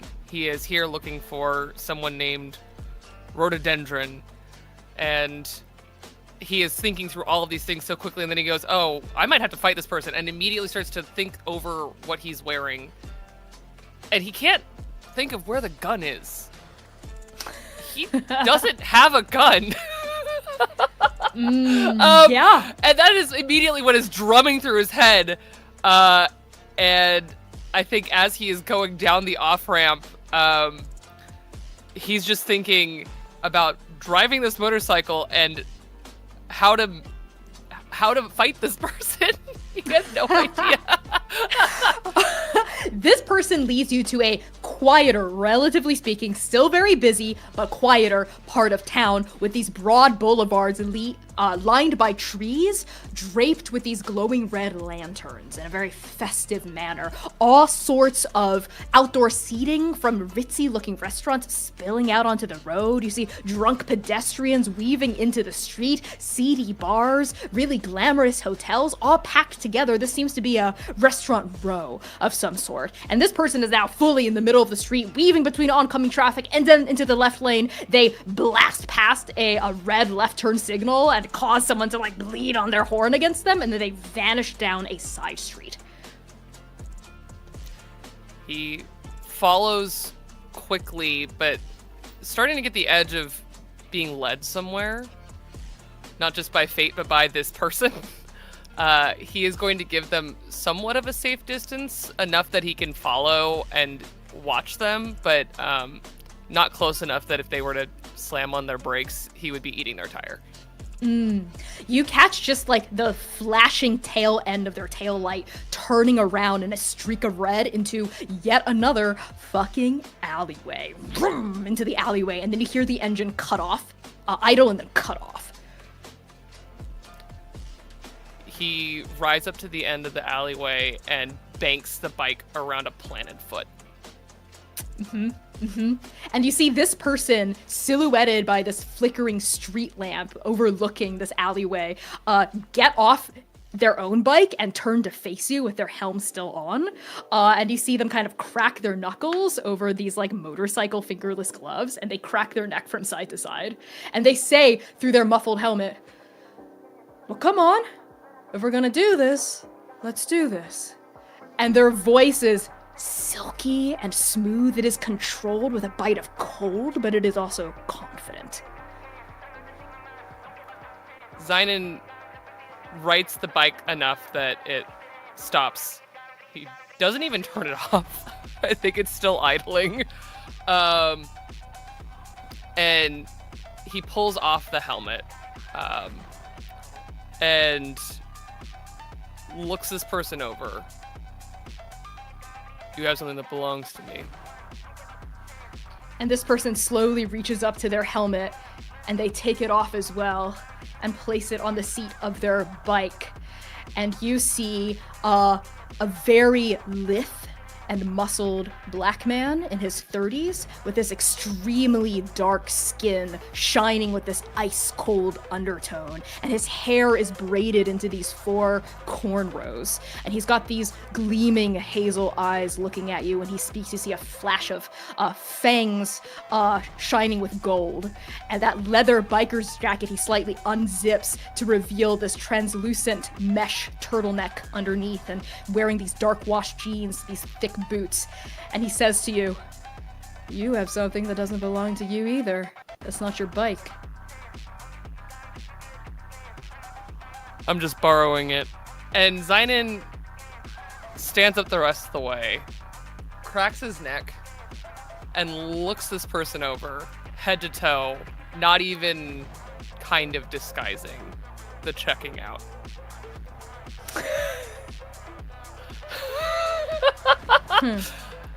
Those hazel eyes give you a once over and then a twice over, and they start approaching you with slow, confident footsteps, not scared, also definitely not standing down. There's still the threat of violence rippling in every sinew of this person's body, and they say, "Are you professing to be a close personal friend of Anugata's? That she would lend you her bike for you to fuck up?" And Zynon steps forward, kind of lost in this person's face.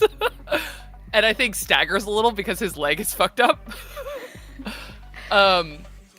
But I think is also drawn in by their smell. He doesn't just want them. He doesn't just want to fight them. He wants something violent and pleasurable. As he steps closer and closer. They smell like leather and wine and something else you can't quite place yet. Something slightly sweet with an iron tang to it. It's not blood, not exactly. It almost feels like an intermediary between blood and something else. You're close to the edge of it, but it is alluring. I don't know who you're talking about, but you have something that is in your bag. And he just casually points. And, if you don't mind, I'm gonna take that. So you're not just a con man. You're a bad con man, not even good at this job. So how are you gonna roll up into Inferno and not know who Anugata is? That doesn't make sense to me. But this is gonna make sense to you. I would no matter who have you come are. at a different angle. And he takes a few steps back and peels off one of the gloves and throws it down between the two of you. What house do you claim? I don't have one. And he steps just a slight cock backwards, again, like he's reaching into his clothes for a rifle that isn't there. And his fingers brush over pouches underneath his many layers of clothes. And he can feel a pouch and then a cold metal cylinder tucked into a belt that feels very familiar, like it's something he touched recently. And then right behind that, a familiar loop of a dagger.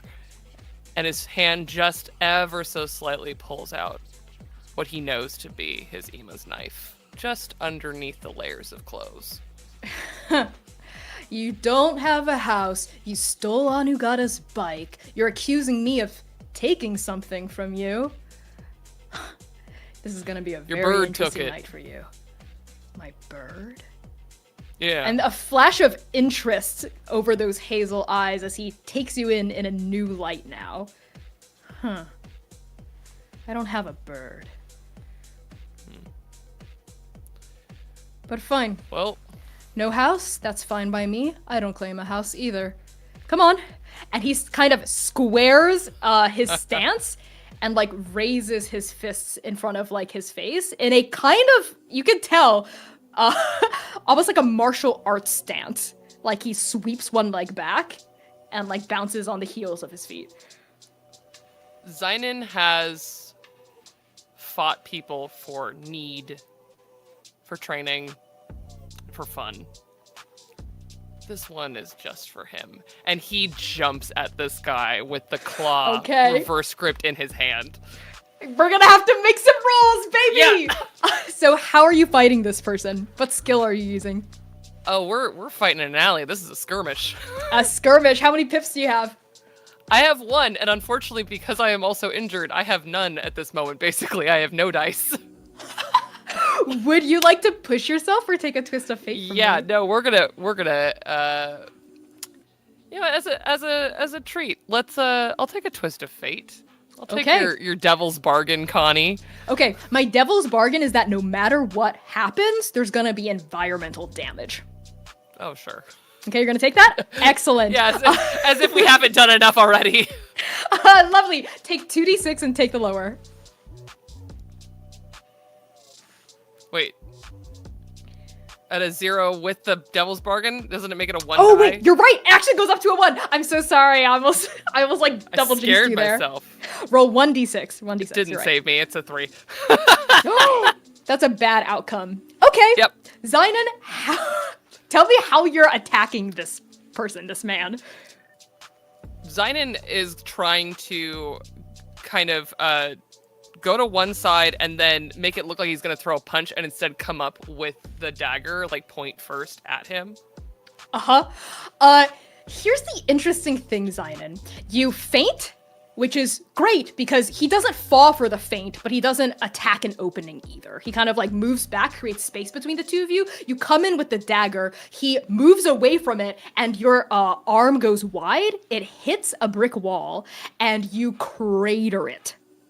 Because as a vampire, you are really fucking strong and you underestimate your own force here. You punch a hole through this wall and you actually stumble forward into the building. And brick falls in, dust piles up, and you find yourself inside what appears to be a boutique tattoo parlor. You see really nice leather upholstered furniture. You see like paintings and like eclectic artwork hanging up on dark green walls, and a floor-to-ceiling window that bleeds out into the street, perpendicular to the alleyway you're in. And then there's like a beat of like silence from this person. They even like lose their fighting stance for a second, and they go, "You did not just do that." Zynon is looking at his hand like completely bewildered. He has never been strong in this way ever in his entire existence. And then he tackles you. He like fully bodily tackles you, and you crash onto the ground. And you don't know how, you don't know when, but there are brass knuckles flashing against their fingers now. They like cock one fist back, and they you in the solar plexus, and you feel like all of the breath kind of punch out of you, and you hear something crack. Oh.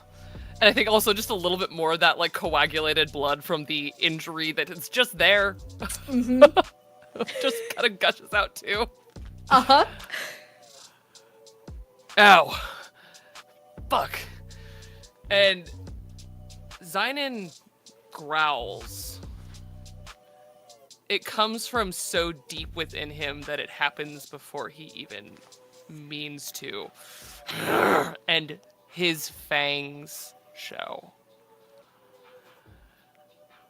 And he is going to more ferociously fight back this time. Teeth, Okay. claw, and fist.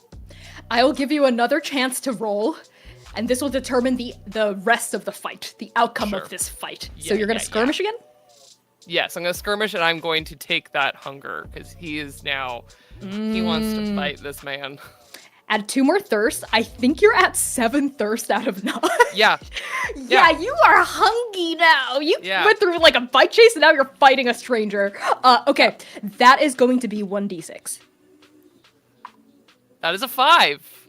Okay, that's a partial success. That's much better. Rough start, Sidon, rough start, but you start to get back into your yourself, your scrappy self. You're brought back to teenage, adolescent, young adult memories of scrapping on the street, fighting for your life, bare knuckle brawling in alleyways. This is nothing new to you. So the two of you actually, as you, I think, are able to get yourself out from underneath him, very bad position to be in, you start beating the shit out of each other.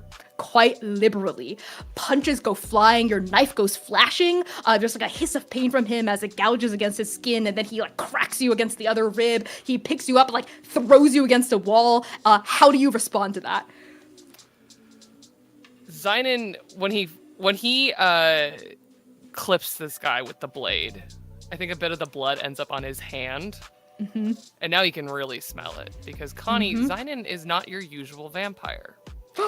He hungers for other vampires. And he doesn't even think it through. He smells it, and it is in his mouth before he can stop himself. And he licks up his knuckles. That's when he was able to grab that opening from like your like decadence, grab you and like throw you against the wall, and like really close to you, he says, "Oh, you are freaky, aren't you?" And then he like rams his knee between your legs. Oh! Ugh. Listen. Let's talk. Or we can keep doing this. And Zynon leans closer into him, either to keep fighting or to bare his neck a little. One of the two, he's not sure which. He says, "I'm still kind of pissed at you, so let's fight a little longer." And then like throws you, introduces your face to his other knee. Oh!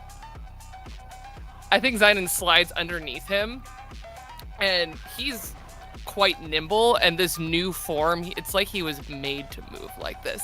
And he's on his feet promptly, and he jumps on this guy's back. He's just on their back now. Like a rabid raccoon? Yes. You jump onto his back. He goes, "What the fuck?" And he like rams you up against a wall, up against one of the upholstered furniture. Like you break one of the coffee tables in this space. You start really fucking up this space, the two of you. And you don't know how much time passes. It could be 5 minutes, 5 hours, 5 seconds. But then eventually, he throws you through the front window. Glass shatters and you hit, your head slams against the concrete and you tumble a few times. And he like steps over the broken glass like through the window, and he's bleeding a little too from where you've cut him, where you've punched him, bit him maybe once. He kind of cracks his neck side to side. Yeah, you're also really fucked up, so I need you to add fucked up to your list of minor injuries. I'm just fucked up. And I think when he hits the ground, he just starts laughing. You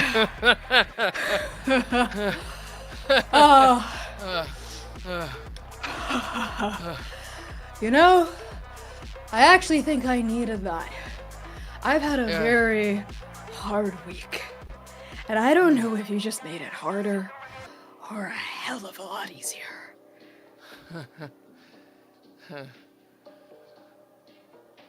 Well, pleasure to be of service. And Zynon just kind of like pushes himself up a little, not even all the way. He's delirious a little bit at this point. Name's Zynon. You got my necklace. Like I said, this is the first time I'm meeting you in my entire life.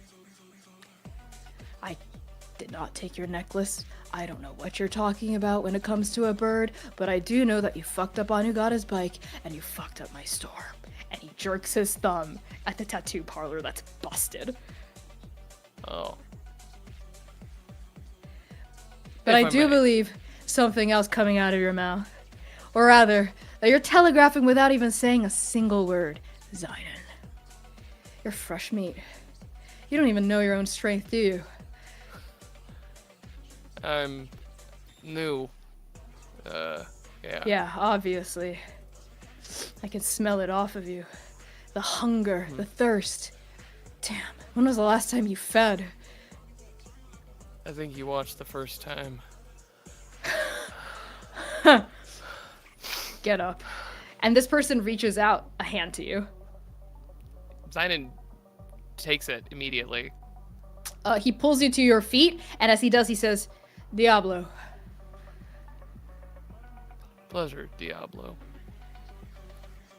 So, this necklace of yours, I'm gonna give you one chance to make good on your accusation. If I go to my bike bag and it's there, we figure out the rest of this through words. But if I go to my bike bag and it's not there, I'm gonna make good on that gauntlet I just threw down, and it doesn't matter that you're fresh meat, you're dead.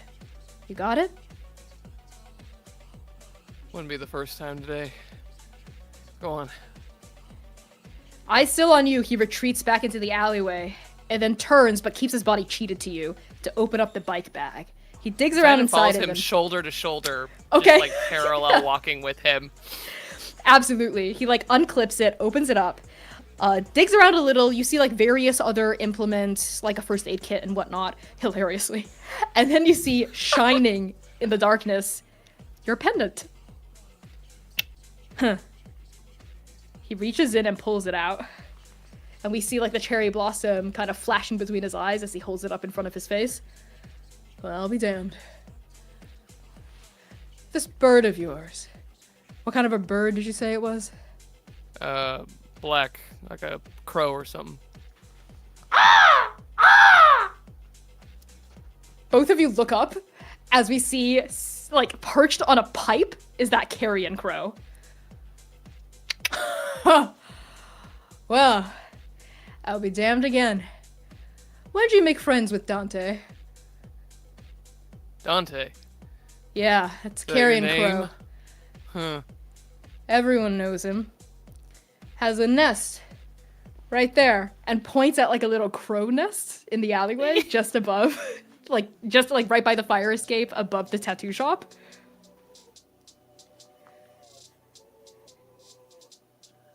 Zynon fully like gives Dante a little like salute.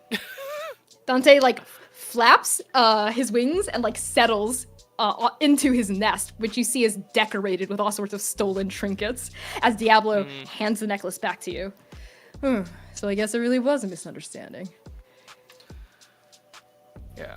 Well, sorry about your shop. Oh, don't be sorry. You're gonna pay for it, of course. And since you don't have a house, and I don't have a house, you know, if Trakar really wants to make themselves the leaders of this place and everybody's fucking problem solvers, we'll take this to Trakar. They'll mediate. Figure out a way for you to pay me back. And Anugata back, of course. Yeah. Hey, Anugata, are they amiable?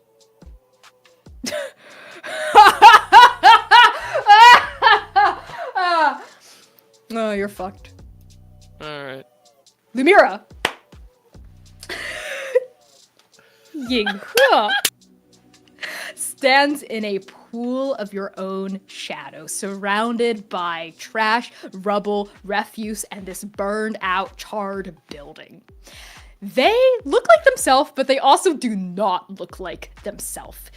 Their usual flowing robes are a lot tighter cut to their body. They're in what appears to be a street-style hanfu of mostly black and white with a few red embellishments. Their hair is kind of tied up in this kind of like modern style and all the way down to their waist. And their eyes, these moon-colored eyes, are bright and gleaming, and their pupils are slitted. And their skin has a kind of dead flush to it. It's still that like brown color, but there's something almost desiccated about it. As they rise, they look around, and their mouth drops open slightly as you see a flash of fangs. They run their tongue over their teeth actually and catch the fangs. Oh, Lumira. Lumira, hello.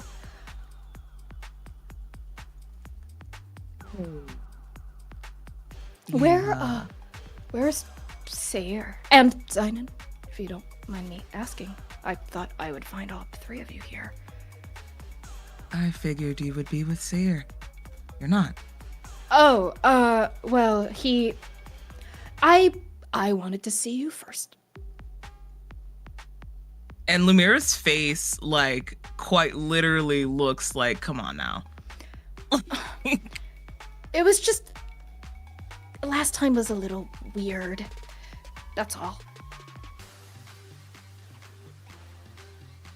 Well, Lumira you can see it, like, on the tip of her tongue. She wants to press further, but she just does not have the time right now. So she just, you can tell she, like, puts, like, we're gonna put a pin in this. Hold on to this for later. We have bigger things to cut. We have bigger things to fry right now. And she just looks around and takes in Yinghe, completely resigned to the fact that I guess they're with me now.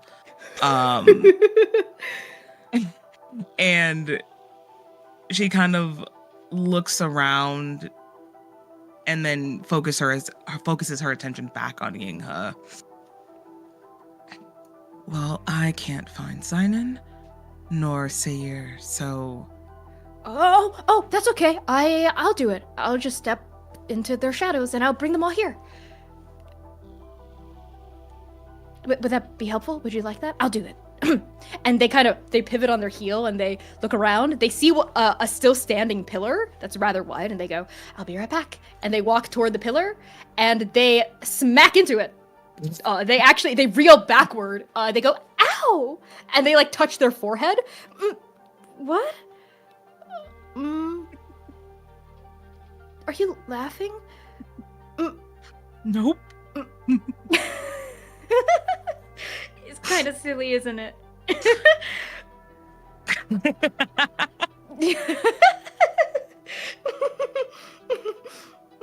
Okay. So, looks like we are tapped out of our abilities here. So, Yeah, let me just go back to my plane real quick. There's an artifact in the temple and they step into your shadow as they keep talking, and they like stomp. There's an artifact inside oh. Now, if you ran into the wall trying to go through a shadow, what made you think that stomping on the shadow would also get you through? No, I wasn't trying to stomp. I usually just slide gracefully through shadows. I don't stomp. My question still stands. If it didn't work before, why do you think it would work now? I don't know. I thought maybe I couldn't shadow step, but I could shadow teleport. I don't think you can shadow anything right now. Yeah. Well, at least I can... Sorry to say. They lift their hands and they concentrate really hard. What's happening? Oh, and I'm so hungry. Thirsty? This body feels strange. This body does indeed feel strange. I can agree with you on that. We have to find Zion. I could have swore I saw him zip by chasing after someone on a bike. Did he chase them here? And they take in this crumbled building with full clarity. They kind of like take a step back and look at the rubble. What were you doing here, Lumira? I got some weird message. And Lumira will hand her phone or whatever over to Yinghe, show her the message. What? And they hold like a corner of it and like dangle it in front of their face. Like What's this. this? Huh? Oh. Wow. It took me a second to get used to it too. You mean these messages? Yeah. Oh, this picture, is that Sayir and you and Sing when you were... The messages, Yinghe, focus. Right, of course. Okay. You three of you look very cute, though. Focus. Yeah, I'm focusing. Huh. Do you know who this is from? And Lumira just looks at Yinghe like... What? Do you? The number is unsaved. Do I respond like I know who it is? Context clues, Yinghe. Please catch up. Okay. Oh, so you followed this pin. Oh, I see. Well, this person seems to be trying to guide you somewhere, at least. Did you get anything from this place? Oh, your time magic! This place is burned down. Did you see what it used to be? When it's brought up, Lumira kind of winces a bit. Did I say something wrong? No, it's fine. Not full glimpses, just flashes. I guess it was some type of nightclub or something. Nightclub? Or Why wouldn't they dance just club or something, knock it but all the way down? The rest of this place looks really beautiful, but this is... I'm pretty sure it was just arson. Arson. And they hand the phone back to you. As soon as they do, ding! Did you get another one? Looks like it. And Lumira will pull the phone out of her back pocket. Another message from the unknown number reads, "That's all you'll get from this place. For now." Okay, so apparently this is all I will get from here. Huh. For now. Are they watching us? And Yinka kind of turns around and looks out into the street, and then you hear a ding! Something you should see. Soon. Ding! And then another pin drops. Well, I guess it's time for you and me to go on an adventure together, I guess. I would love to. Cool.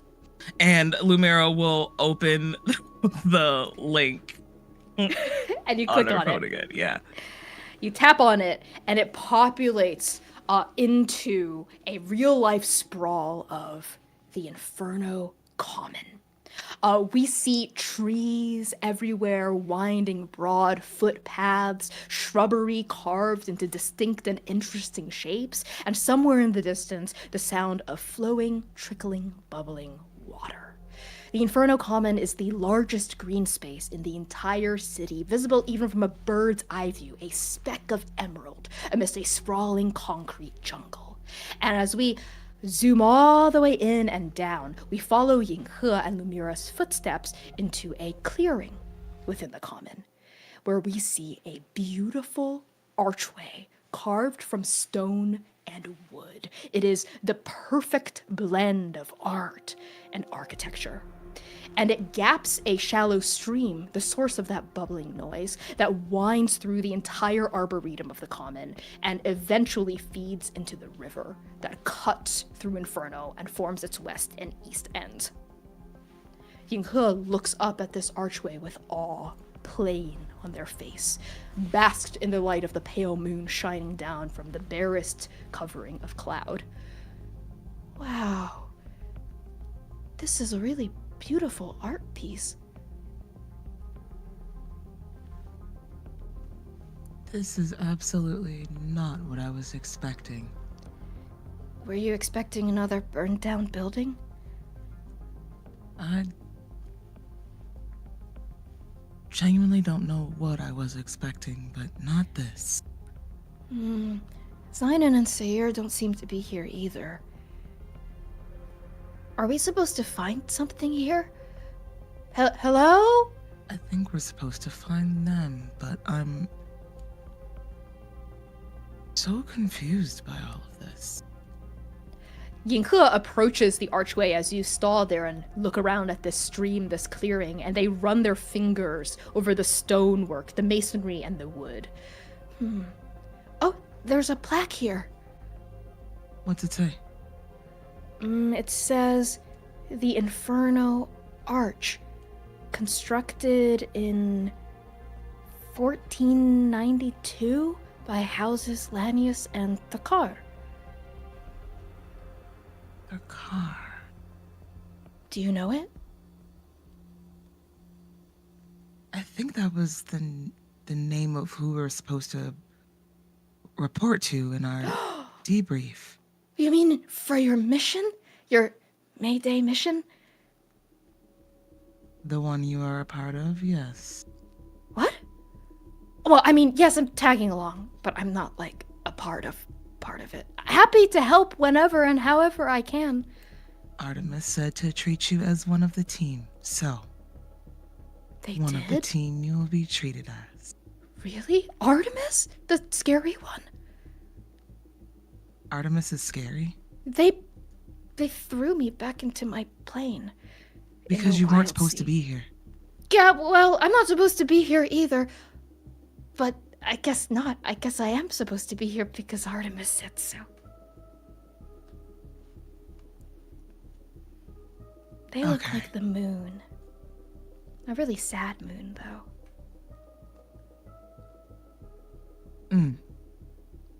Speaking of moons,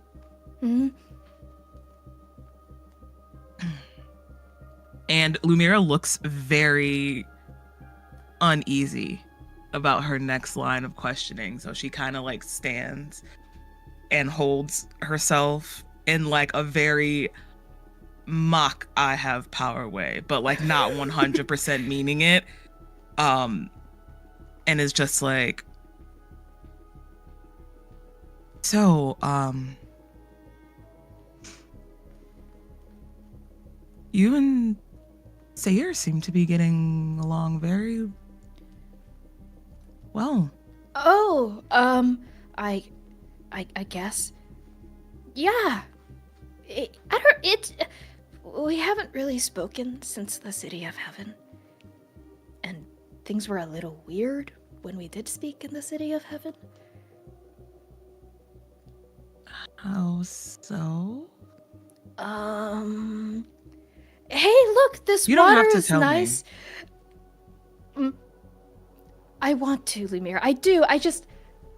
Sayir is. It's not even important. Don't worry about it. I don't even know why I asked. Okay. We should try to buy Zion and figure out where Sayir is. Yes. So that we can figure out what exactly is going on with House Thrakar.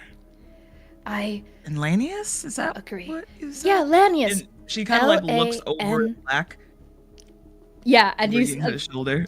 you can like points out the letters on the plaque. It's like etched into stone. It's like a nice marble stone plaque next to the archway, and it looks quite weathered. And the date looks old. You're not sure what the date is, present day in Inferno, but 14 something feels like at least a few centuries ago. Yeah. All right.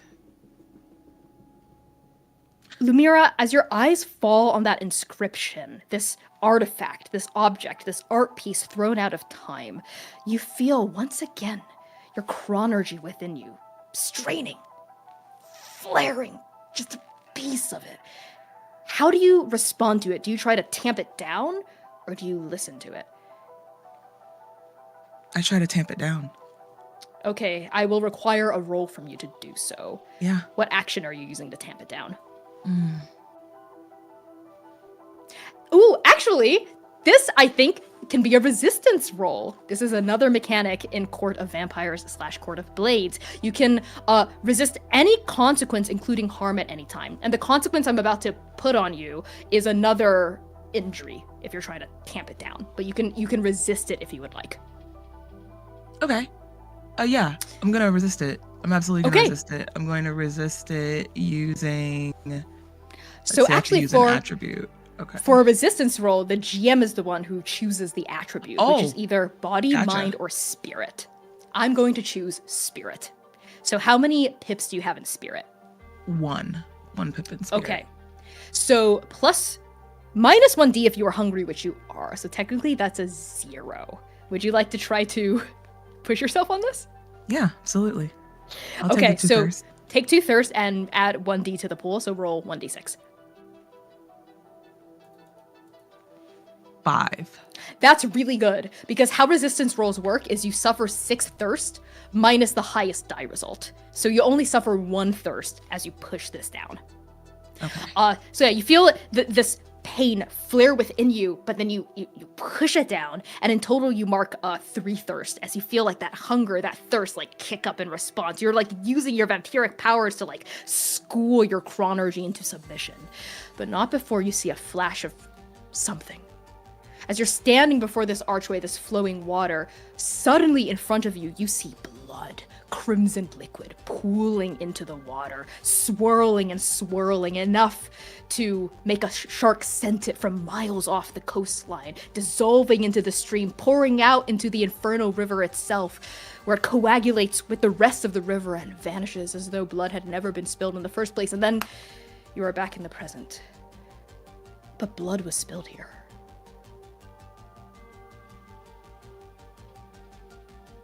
I think Lumira,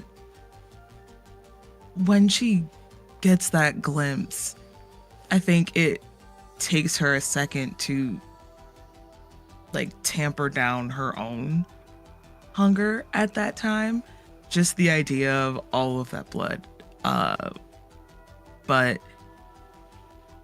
I think she kind of, once she like steals and resolves herself, she turns to Yinghe with a very serious expression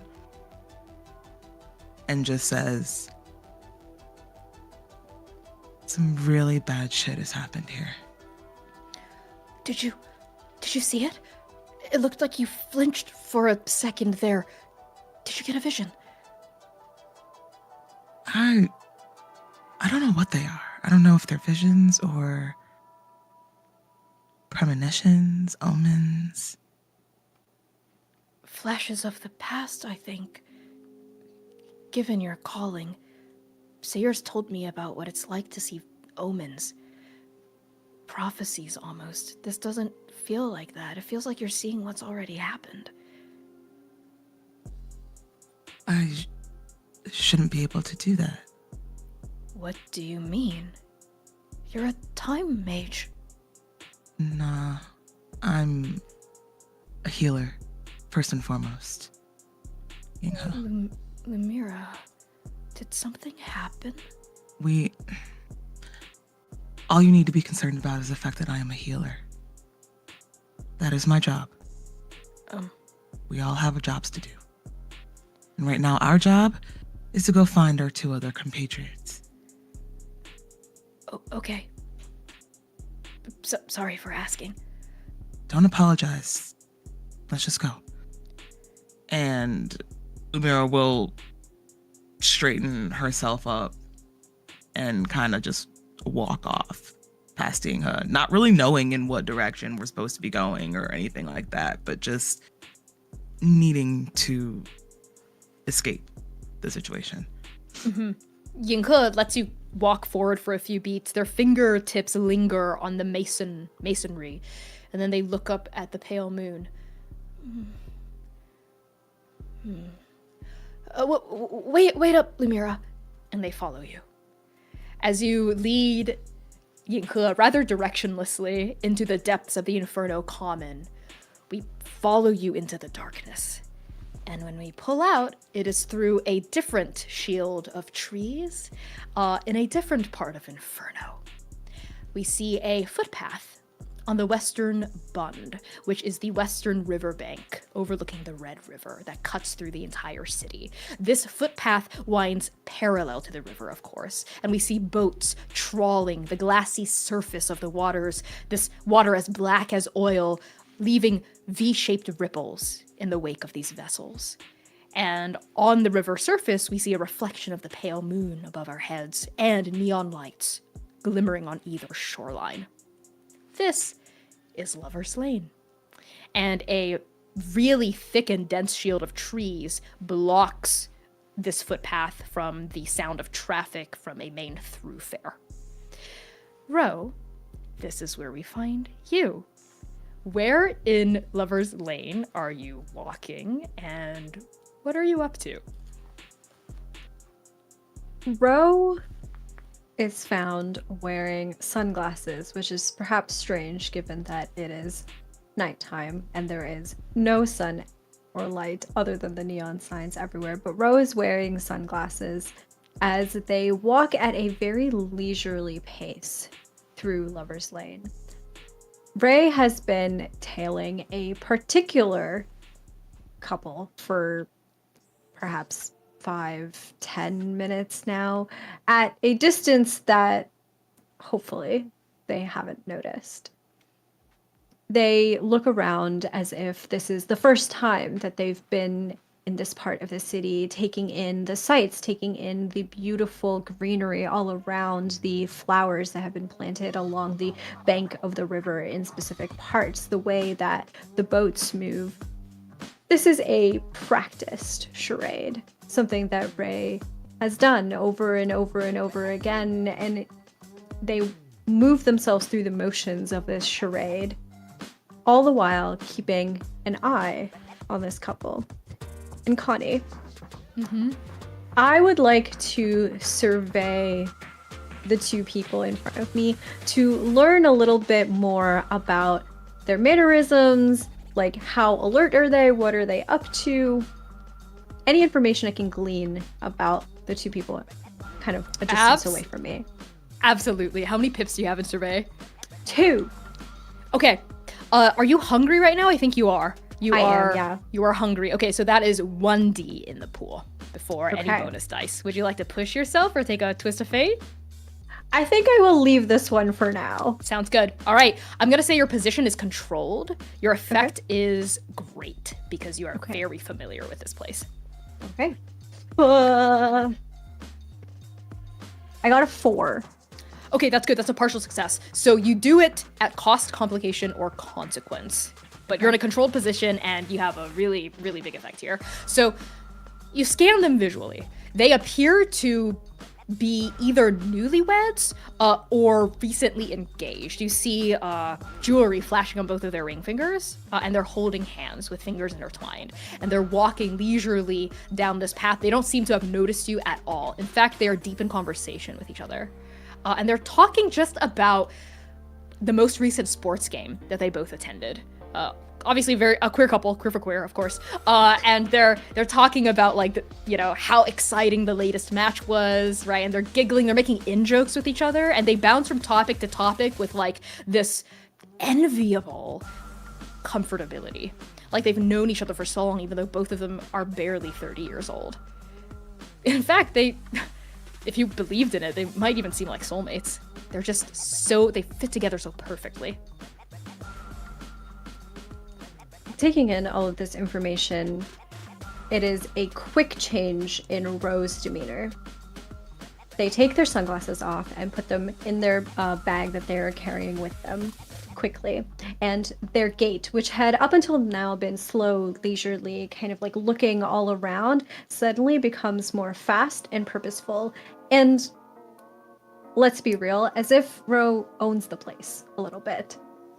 And Ro starts walking very quickly towards this couple. They straighten themselves out, and when they get kind of like within earshot of this couple, they walk that way for a little bit before eventually, after perhaps a key joke that has been made or some sort of reference to each other that is made. Ro calls out, I couldn't help but overhear, but did you two just recently get engaged? The two of them pause. They turn to look at you. They're still kind of like mid laughter with each other. And one of them, who is rather mousy, but very, very sweet and mousy looking, with this kind of like brown hair tied back into a bun, a nice like kind of early winter scarf on, and a big smile with like gleaming teeth. They go, "Oh, yes, actually, we got engaged right here." And they like indicate a spot up ahead against the water. Oh. Stevie, actually, that was where we first met. We matched on Matchstick, and that was where we had our first date with like a picnic blanket. And sorry, I'm going on. You don't even know us. No, that is so sweet. Congratulations, by the way, to both of you. Thank you. I'm so sorry to intrude. You also probably don't know me, but and Bro holds out a hand very formally. I'm Rhododendron Thikrar, but you can call me Ro. Oh, and this mousy person like shakes your hand and says, I'm Max. And this other Max. person, Stevie, who's taller, a bit lankier, with this dark skin and this beanie on, right? And these like thick glasses, they smile and they shake your hand as well. And they say, oh, I'm Stevie, of course, as Max just said. Thikrar, are you the Thikars that own the ICMA? Yeah, we are. Are you two fans or Oh, of no, art? neither I of mean? us. Oh, we're not artists, but Max and I, we went there last week for I think it was like the last few days of the opening of the collection in the Recluse Gallery. It was really cool. And I think Rose catches something in their throat and they start coughing a little bit, but they catch themselves. Yes, of course.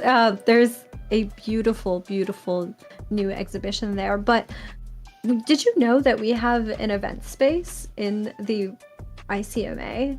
It's not quite the Recluse Gallery, but Oh, like for a wedding? yeah. Honestly, if I'm being honest, that's why I came up to you to talk to you, because I noticed that you two had just gotten engaged, and well, you know, I just love, and I wanted to see if I could maybe help you figure out a space for your wedding. We were On, thinking maybe on us, of course. Starbucks. Wait, seriously? And Max goes, "What? You're not pulling her leg, are you?" No, of course not. Really? I mean, do you really mean it? Because I mean, things have been a little tight right now, you know, economy and all that. But that would be amazing. Of course. If you'd like, I could show you the place right now. Now? And like Max looks like they're losing their mind with excitement, and Stevie also looks excited, but they go, it's a little late. Could we maybe meet in the morning? I can clear my schedule first thing."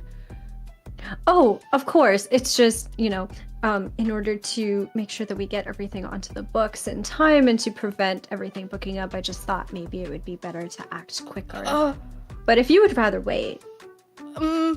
And Ro, I need you to make a roll to convince them, though they look like they're on the precipice of it. What action would you like to use? I would like to use Sway. And because of my dark gift, which is Gift of the Web, anytime I use Sway with a mortal NPC, I can never get below a great effect on a roll. Noted. How many pips do you have in Sway? I have 3, so I assume that's 2 with the hunger. That's 2 because you're hungry. Yeah, okay. So roll 2d6. I'm gonna say position is controlled, effect is extreme. I'm gonna bump that up from great, okay? All right. I got a 2 and a 6. Okay! That is a full success. The newly engaged couple look at each other, and Max goes, "Please, come on, Stevie. We were just talking about, you know, the stars aligning and how it's quick. Okay, we can cut this out in the podcast. I really need to know, in the fall, what is the astrology of the fall? Like, what sign has birthdays in the fall?" I know that Libra is like October, October. September. Libra. Virgo is Okay. also August, September. Okay. and then- Got yeah. it. Okay, back into here. Back into here. Max looks up at Stevie with stars in their eyes. Stevie, come on. We're just talking about how it's Libra season. It's your season. We should do it. I'm just such an early bird, and it's getting close to bedtime. But yes. How can I say no? Yes, absolutely. Let's go. Let's do it. That's wonderful. That's great to hear. And Ro will direct the two couples, or the two of them, towards the ICMA. And I think we can cut to the ICMA itself. It is. Oh my god, okay! Yeah, absolutely. We are You have going taken all them. the way. I love it. Okay, we cut to the ICMA. Are you bringing them into the main foyer or into like a back administrative office area? So I am bringing them into, because this is after hours, there is no like public here. It is a bare bones like overnight staff. So there's not a lot of even like staff traffic going through the art gallery. And so I bring them through the main foyer just for for show, you know? So I unlock the gallery and I take them through. And I think Ro makes a point to give them asks them first whether or not they would like a drink, and if either of them agrees, we'll give them like little champagne flutes, like doing the whole 9 yards. Whining and of dining a them. show. Yeah, totally. Yeah. They both accept a champagne flute. They're looking around. Stevie kind of slows down as you're taking them off to like a wing and looks at the entryway to the Recluse Gallery, which has been taped off for like under construction, and goes, oh, yeah, hey, so, Mix Takar, do we call you that, or do you prefer Rhododendron? Just call me Ro. That's okay. Okay, sure, yeah. Ro, when's the next collection opening up? Because we'd love to be there for the opening night. Well, you might be just in luck. We have our next opening for the Recluse Gallery scheduled in only a matter of months. Oh, just months. Okay, wow. That would be amazing. Well, this place is amazing. Again, thank you so much for showing us around. Of course, but come, I want you to see the actual venue itself, you know? Yes, okay. Woo, this is so exciting. And like they're both kind of like vibrating and you can smell their excitement, right? The adrenaline going, the sweat, their blood pumping sweetly underneath bare inches of skin. And Ro takes them to a separate part of the gallery. It is their event venue, it is their event space. As we come into this sort of like grand hall that is at the moment empty, there are these tall windows, tall ceilings, and an empty room. There is a like space off to the side where like a bar would go and like food would be served and whatnot. And as the couple kind of looks around, ideally, at any point where Ro can see that the two have separated, Ro will take which one was the one that was like that was like, oh, we should like very excitable. Max. The first Max. one, right? Max, yes. The mousy one. Ro is going to take Max aside Okay. and is going to sort of engage Max in a conversation, kind of separate Okay. from Stevie. Okay, yeah, Stevie's going off and is going like, ooh, we could put the bar here, and the live band can go there, and your parents can sit over there, like pointing at a corner, right? Like talking and kind of like gesticulating as you pull Max off. Yeah. So, Max, what do you think of the space? You know, Ro, I gotta be honest, this is perfect. It's amazing. We always said we wanted something modern, but not too modern. Like, we don't want to do it in a temple or by a shrine, but we also don't want to do it like, you know, completely naked, right? Because like all the new like hippie things that people are doing or whatever. But like, I don't know, this would be perfect. It's elegant, it's elevated, but it's also not too out of touch. It's perfect. And thank you again so much for doing this for free. Like, can we at least give you something? Like, I feel bad for just taking this. Of course. I mean, I would never ask for anything. This was offered freely from the house. I mean, I don't know if you heard, but we are trying to help solve all of the different problems that are cropping up in the city. And like you said, the economy is terrible right now. And we're just here to spread a little joy. But if you're offering, and Ro will get a little closer to Max. Max And smiles and leans in as well. As Ro gets closer to Max, Max can smell Ro's fragrance. It's very strong and very heady. like almost overwhelming in a way. And Max has been drinking as well, so I think there's kind of like this mixing of the two effects that maybe is a little dizzying for Max. And Connie, what I would like to try to do, Okay. which you can adjudicate to what extent I can do this and what extent I can't. Okay. But Ro will lean in to Max and will say to them, if you are willing to give me a drink of your own and forget about it afterwards, that is all I ask in return. And what I'm Max- trying to do Okay, go on. is I want to try and make it such that, like, through the combination of like the factors that are in place, right? The intoxication, the kind of space we're in, and maybe some vampire powers. I want to see if I can make it so that Max will not remember this afterwards. Ooh, just Max? While Just Stevie's Max. off? Wow. Like this specific interaction. Okay. Oh, yes. That will be a roll of your choice. You can pitch Okay. basically any action for me. Okay. Can I use sway? Yeah, I think that makes sense. Okay. Yep. So I think 2d6 because we're cutting one. Okay. And I'm going to say great effect. Okay. And a risky position. Yeah. That makes sense. Yeah. Okay. Please be nice to me. I got a 5 and a 6. Oh my god, the dice are good to you That's tonight. my system. I Who think we are found my you? system.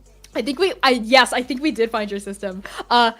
Okay, you whisper this, and like Max kind of sways on the spot for a second, and their eyelids flutter. Maybe it's a little bit from the champagne, mostly from your perfume, and definitely from this vampiric aura that is now exuding from you, right? Like a deep sea anglerfish opening up a pore of light for a small minnow to come up to, and they kind of like they like waver on the spot. Yeah, okay. Sure. Yeah, whatever. Anything for Stevie. And Ro will take Max's hand and will say to Stevie, To Max. Sorry, no, to Stevie. Oh, to Stevie! Who is Okay, over sorry, there. yep. We'll say, we're just gonna get the paperwork signed and be right back. You stay right here. Oh, And- yeah, absolutely. Should I come with you? Do you need my signature as well, or just one Don't person worry about sort it. of thing? I think one person is okay. Okay, And sounds good. Ro is Yeah, I'm gonna going keep. to- Yeah, Stevie's like gesturing, like they've taken out their phone and they're taking pictures of the space. And Ro is going to take Max out and is going to go into a not very far, but into just like the next sort of like gallery space over, like down a hallway and into where like maybe like our like I was about to say like antique collection, which doesn't make any sense. But maybe just like a collection area where you put works that aren't currently on display. Yeah. And going off into the side where we are not likely to even be come up upon by like other staff members either. Sure, yeah, like custodians or anyone like at this late hour. Yep. And it is no nonsense. Like as soon as the door is closed, there is no ceremony to it. There is no like performance. There's no aplomb. There's no affair. It's very rote and very mechanical almost, where Ro will pull Max in, will sort of like gently push them aside to expose their neck, and is going to bite and feed. An initial gasp of pain softens into almost like a groan of pleasure as like the vampiric aura like muffles the pain of it, makes the sting feel almost like pleasurable and desirable for a mortal. And this is the effect that a lot of vampires have on the humans that they feed on, this ability to nullify their prey as soon as the fangs sink in. And the blood hits you. It fills your mouth. It is crimson. It is like nectar. It is like honey. Both the sweetness of Max and also what you were looking for, that love that they have for Stevie. And you see like flashes of memories. As you drink their blood, you also drink a little part of them as well. You see them Stevie's face up close, lying against a pillow. You see that first time they met, you see an argument they had with Stevie's brow furrowed, and then Max's face in the mirror, eyes puffy with tears. And then you see the proposal, and then you feel all these feelings too flashing through you: euphoria, happiness, love, anger, guilt, rage, joy. This discombobulated mess that is being a mortal, and you drink it all in, and it nourishes you. This love that is also pain, that is also joy, that is ecstasy and tragedy in equal measure. You drink it in, and then you feel Max like twitch a little underneath you as you kind of start to feel the blood hit its limit before you start to move from feeding to draining. And it takes some effort to pull away, because once that feeling starts, once Ro feels that love, that care, that softness, that agony, that biting anger, once it's all flooding through their body, they don't want to stop. This is what they were here for. This is what they want. This is what their body needs. And so Ro sinks in deeper for just a second before their hands around Max kind of tighten their grip. And almost with a force, not to hurt Max, but to make sure that they do it, Ro pushes Max away from themselves. And the blood dripping down their fangs, Ro's tongue wipes along it, savoring that last drop of blood, that last semblance of that feeling before it disappears, just like it always does. But it fills you, and we now get to interface with a very fun mechanic, which is to slake your thirst. So you have to roll your weakest attribute here to see how much in control you're able to do. That's what you're attempting to do here, but roll your weakest attribute, which is? Body, which is body. 1. Okay, roll 1d6. Okay. I got a 5. Okay, a 5. How much thirst are you at? I'm at 3. Okay, so you clear thirst equal to the highest die result. Oh. Are you drinking from your blood type? I am. Okay, so every vampire has a blood type, which is a preferred kind of prey. What is your blood type, Ro? My blood type technically is hedonists, but more specifically, Ro feeds on lovers. People who are currently in love with somebody else. So if you drink from your blood type, you double the amount of thirst you clear. Technically, because you got a 5, that would be 10. Which means that's more than we have. Which means you overindulge. When you clear more thirst than you have, you overindulge, you give into your thirst, and you make a bad call. So Ro, I need you to choose a complication. 1, you steal someone else's drink. This person was marked, right? And you'll lose favor with the house that you piss off. 2, you brag about your exploits. 3, you tap out the prey, which means no one else can drink from this prey group until downtime passes again. 3, you meet someone, and you get to create a romance clock with them and begin a paramourship. Or 5, you get shit-faced. So you do or say something you shouldn't have, and you tell me what, and you'll gain some exposure. I think that this was a marked prey from a different house. Okay. You steal someone's drink. I love it. I don't think you realized, but you did take someone's drink. Okay. As you push Max away, they kind of reel on the spot a little, and they rub the side of their neck, where you see like the puncture wounds are already kind of constricting and healing up as a result of your vampiric saliva, right? All that will really remain is kind of a sore neck and maybe a bit of a bruise in the morning. But for now, it looks like nothing happened on their neck at all. The paperwork. And Ro pulls out a stack of papers that are actually event like paper, like they are legitimately for this event, and pulls them out pre-signed by Ro. I've got them right here. Oh, of course. Thank you. And then ink touches paper. And at the same time, ding! You get another text from Yara. I look at my phone. What does the text say? Where are you? With a lot of question marks.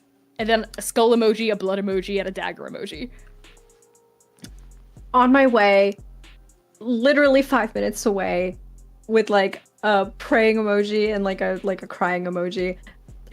I won't be late. Any later, send. And as soon as you send it, Max says, "It's signed." Thanks. Let's go get Stevie, and we'll talk about this later. Yeah, okay. Thanks again. And the two of you exit this darkened collection space. As the door slides shut and slots back into the door frame, we cut to black on this. And then we hear a voice. Diablo's voice, ringing out from the darkness of the alley as we raise lights on this next scene. Diablo crosses muscled arms over their chest and they say, "Well, let's see. You're definitely pissing off Anugata. You've pissed off me, and you're gonna piss off House Trakar because we're gonna make them mediate this thing. There's no time to waste. We should go talk to them." All right. You know, I typically don't mix business with pleasure, but since it was your pleasure to fuck up my business, I'm gonna make this Trakar's problem, since they want to play problem solver so much. Take your word for it. I think I gotta meet someone there anyways. That bike of yours still good to ride? And Zayden limps over and kind of looks it over. It's good enough, right? It'll ride. Yeah, the back part of it does not look right. It's definitely missing a significant piece, and when you get on it and crackle it to life, the speakers are fucked. Like, they don't play music the same way at all. It's, like, really discordant. You should probably turn them off instead. The underlights are also flickering and crackling. But it'll run. Yeah. I'll follow you. Good. And if you're as good at following me this time as you were last time, then I don't think I need to tell you to keep up. Either way, though, and he puts the helmet over his head, like, fits it and, like, slides the visor down, keep up. And he gets onto his bike, vroom, vroom, vroom, and peels off out of the alleyway. Yeah, Zynet, helmet on. He's gonna follow. The crackling of underlights and the beating of a broken bass as you race off after Diablo. Exhaust plumes up, and when it settles, we see Lumira striding underneath the shadowy darkness of trees as Yinghe is saying, "Do you know where we're going, Lumira?" Yep, sure do. Just keep going this way. Okay. Maybe we can... Ding! And another one. And Lumira pulls her phone out. It's a text message from the unknown number yet again, and it reads, "It's time to go to the beginning of the end." And time is capitalized. What does that even mean? Ding! A third, and you have a sneaking suspicion, final pin drops. All right. And Lumira will open the location. As you open up the location, it widens to fill your entire vision view as we see exactly where it is this unknown number wants to take you. Ro, after your bloody good time in the ICMA, we find you now inside the catacombs of Inferno. You see, the catacombs are many things. They are an underground ossuary. They are a historic site. They are a popular target for illicit urban exploration. And now, as the moon rises to its apex and partiers converge upon this humble granite entrance at the base of an overgrown hill. The catacombs of Inferno transform into a venue for the bloodbath. An exclusive party that changes location with every social season. Anyone who's anyone is going, no matter if they're a mortal or secretly a vampire. Music pounds through massive speakers, shaking the granite floors of a spacious main chamber with tall, echoey ceilings. And in the center of this chamber, bodies jostle and move and gyrate. Colorful lights strobe and pulse. Everyone here is as beautiful and as lustrous as a diamond, and definitely not thinking about tomorrow. Is that true for you as well, Ro, as you step into the central chamber? Ro is stuck in the middle of many thoughts that are pulling them this way and that. Ray is in yesterday thinking about the mess that they and Ren had left in the Recluse Gallery that Ro is now tasked with fixing, and apparently there's a ghost in there, and so that task has become a little more complicated, and is thinking about tomorrow, for sure. There is so much that needs to be done, and being here right now is not going to help any of those things be done, but Ray has to be here. Everyone in the house has to be here. So here I am. Where's Yara? That's when you hear a calm but rather irate voice call out your name, but it is definitely not Yara's voice. Rhododendron! Zynon. Diablo leads you through the depths of this extravagance, not giving you even the chance to get a word in edgewise as the music pounds and lights flash and bodies press and gyrate against you, and as Diablo in front of you sees who he's looking for and starts calling out that name, Rhododendron! A flash of white hair catches your eye. Lumira. That final text, that final pin led you here. That pin flashes on the screen in your phone and is positioned solidly within the central chamber. Yinghe is pressed to your side, a tangible shadow that refuses to leave your presence. The revelry and the music are loud, overwhelming even, yes, but it is also enticing. And then, through the sweat and the blood and the sweet, sweet ecstasies of Inferno, you lock eyes with Zynon Esh. And we're going to end the session there. Thank you all so much for tuning in to Arc 3 episodes 5 and 6 of The Chaos Protocol, where we are in Inferno, baby! I've been your game master and creative director, Connie Chong. My pronouns are they, he, and she. You can find me across the internet at @ByConnieChong. Namely, Blue Sky is where I'm going to be spending most of my time now, migrating over from Twitter. So if you're still on Twitter, follow me on Blue Sky. Follow Translator RPG, wherever you look at stuff. I'm going to pass things over to our illustrious guest for an introduction, Hamna Shahid. Hello, everyone. My name is Hamna. I use any and all pronouns, and I am a TTRPG performer and producer. You can find me all over the internets at Lilith TTRPG, where I talk about all of the different things that I'm working on at the moment. Right now, this is kind of my main spot to be, so keep an eye out here.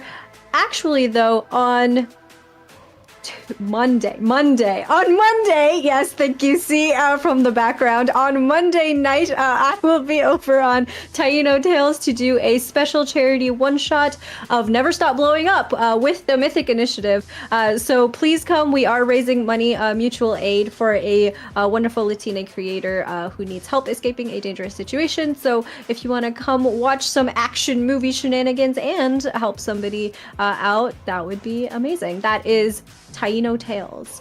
And with that, I will pass things over to Kai. I love Taino Tales and the Mythics. No problems have ever come from it. Hi everyone, I'm Kai. I use he, they, and she pronouns. You can find me all over the internet as Estelle of Imladris. And I have been not at all a problem. Definitely okay, Zynon Esh. Making friends. New plane, who dis? Sam? Wow, what a transition. Hi, everyone. I'm Sam Star. I use she, they, and the occasional they pronouns. You can catch me all across the interwebs at Lust for Life X, more specifically on Blue Sky. I am also making that transition over from Twitter. So you can find me on Blue Sky at Lust for Life X. where you can catch up with a bunch of other stuff that I'm doing. And much like Kamna, this is kind of my main jam right now. So you can catch me here every Saturday. What's going on, boss? It's a me, the boss. Just a massive thank you again to everyone who tuned into this episode, and thank you for helping us reach our goal. We have reached that $500 goal for this stream tonight, which means that C and I are just going to go ahead and we're going to match it all the way with the rest of that $350 that we have pledged.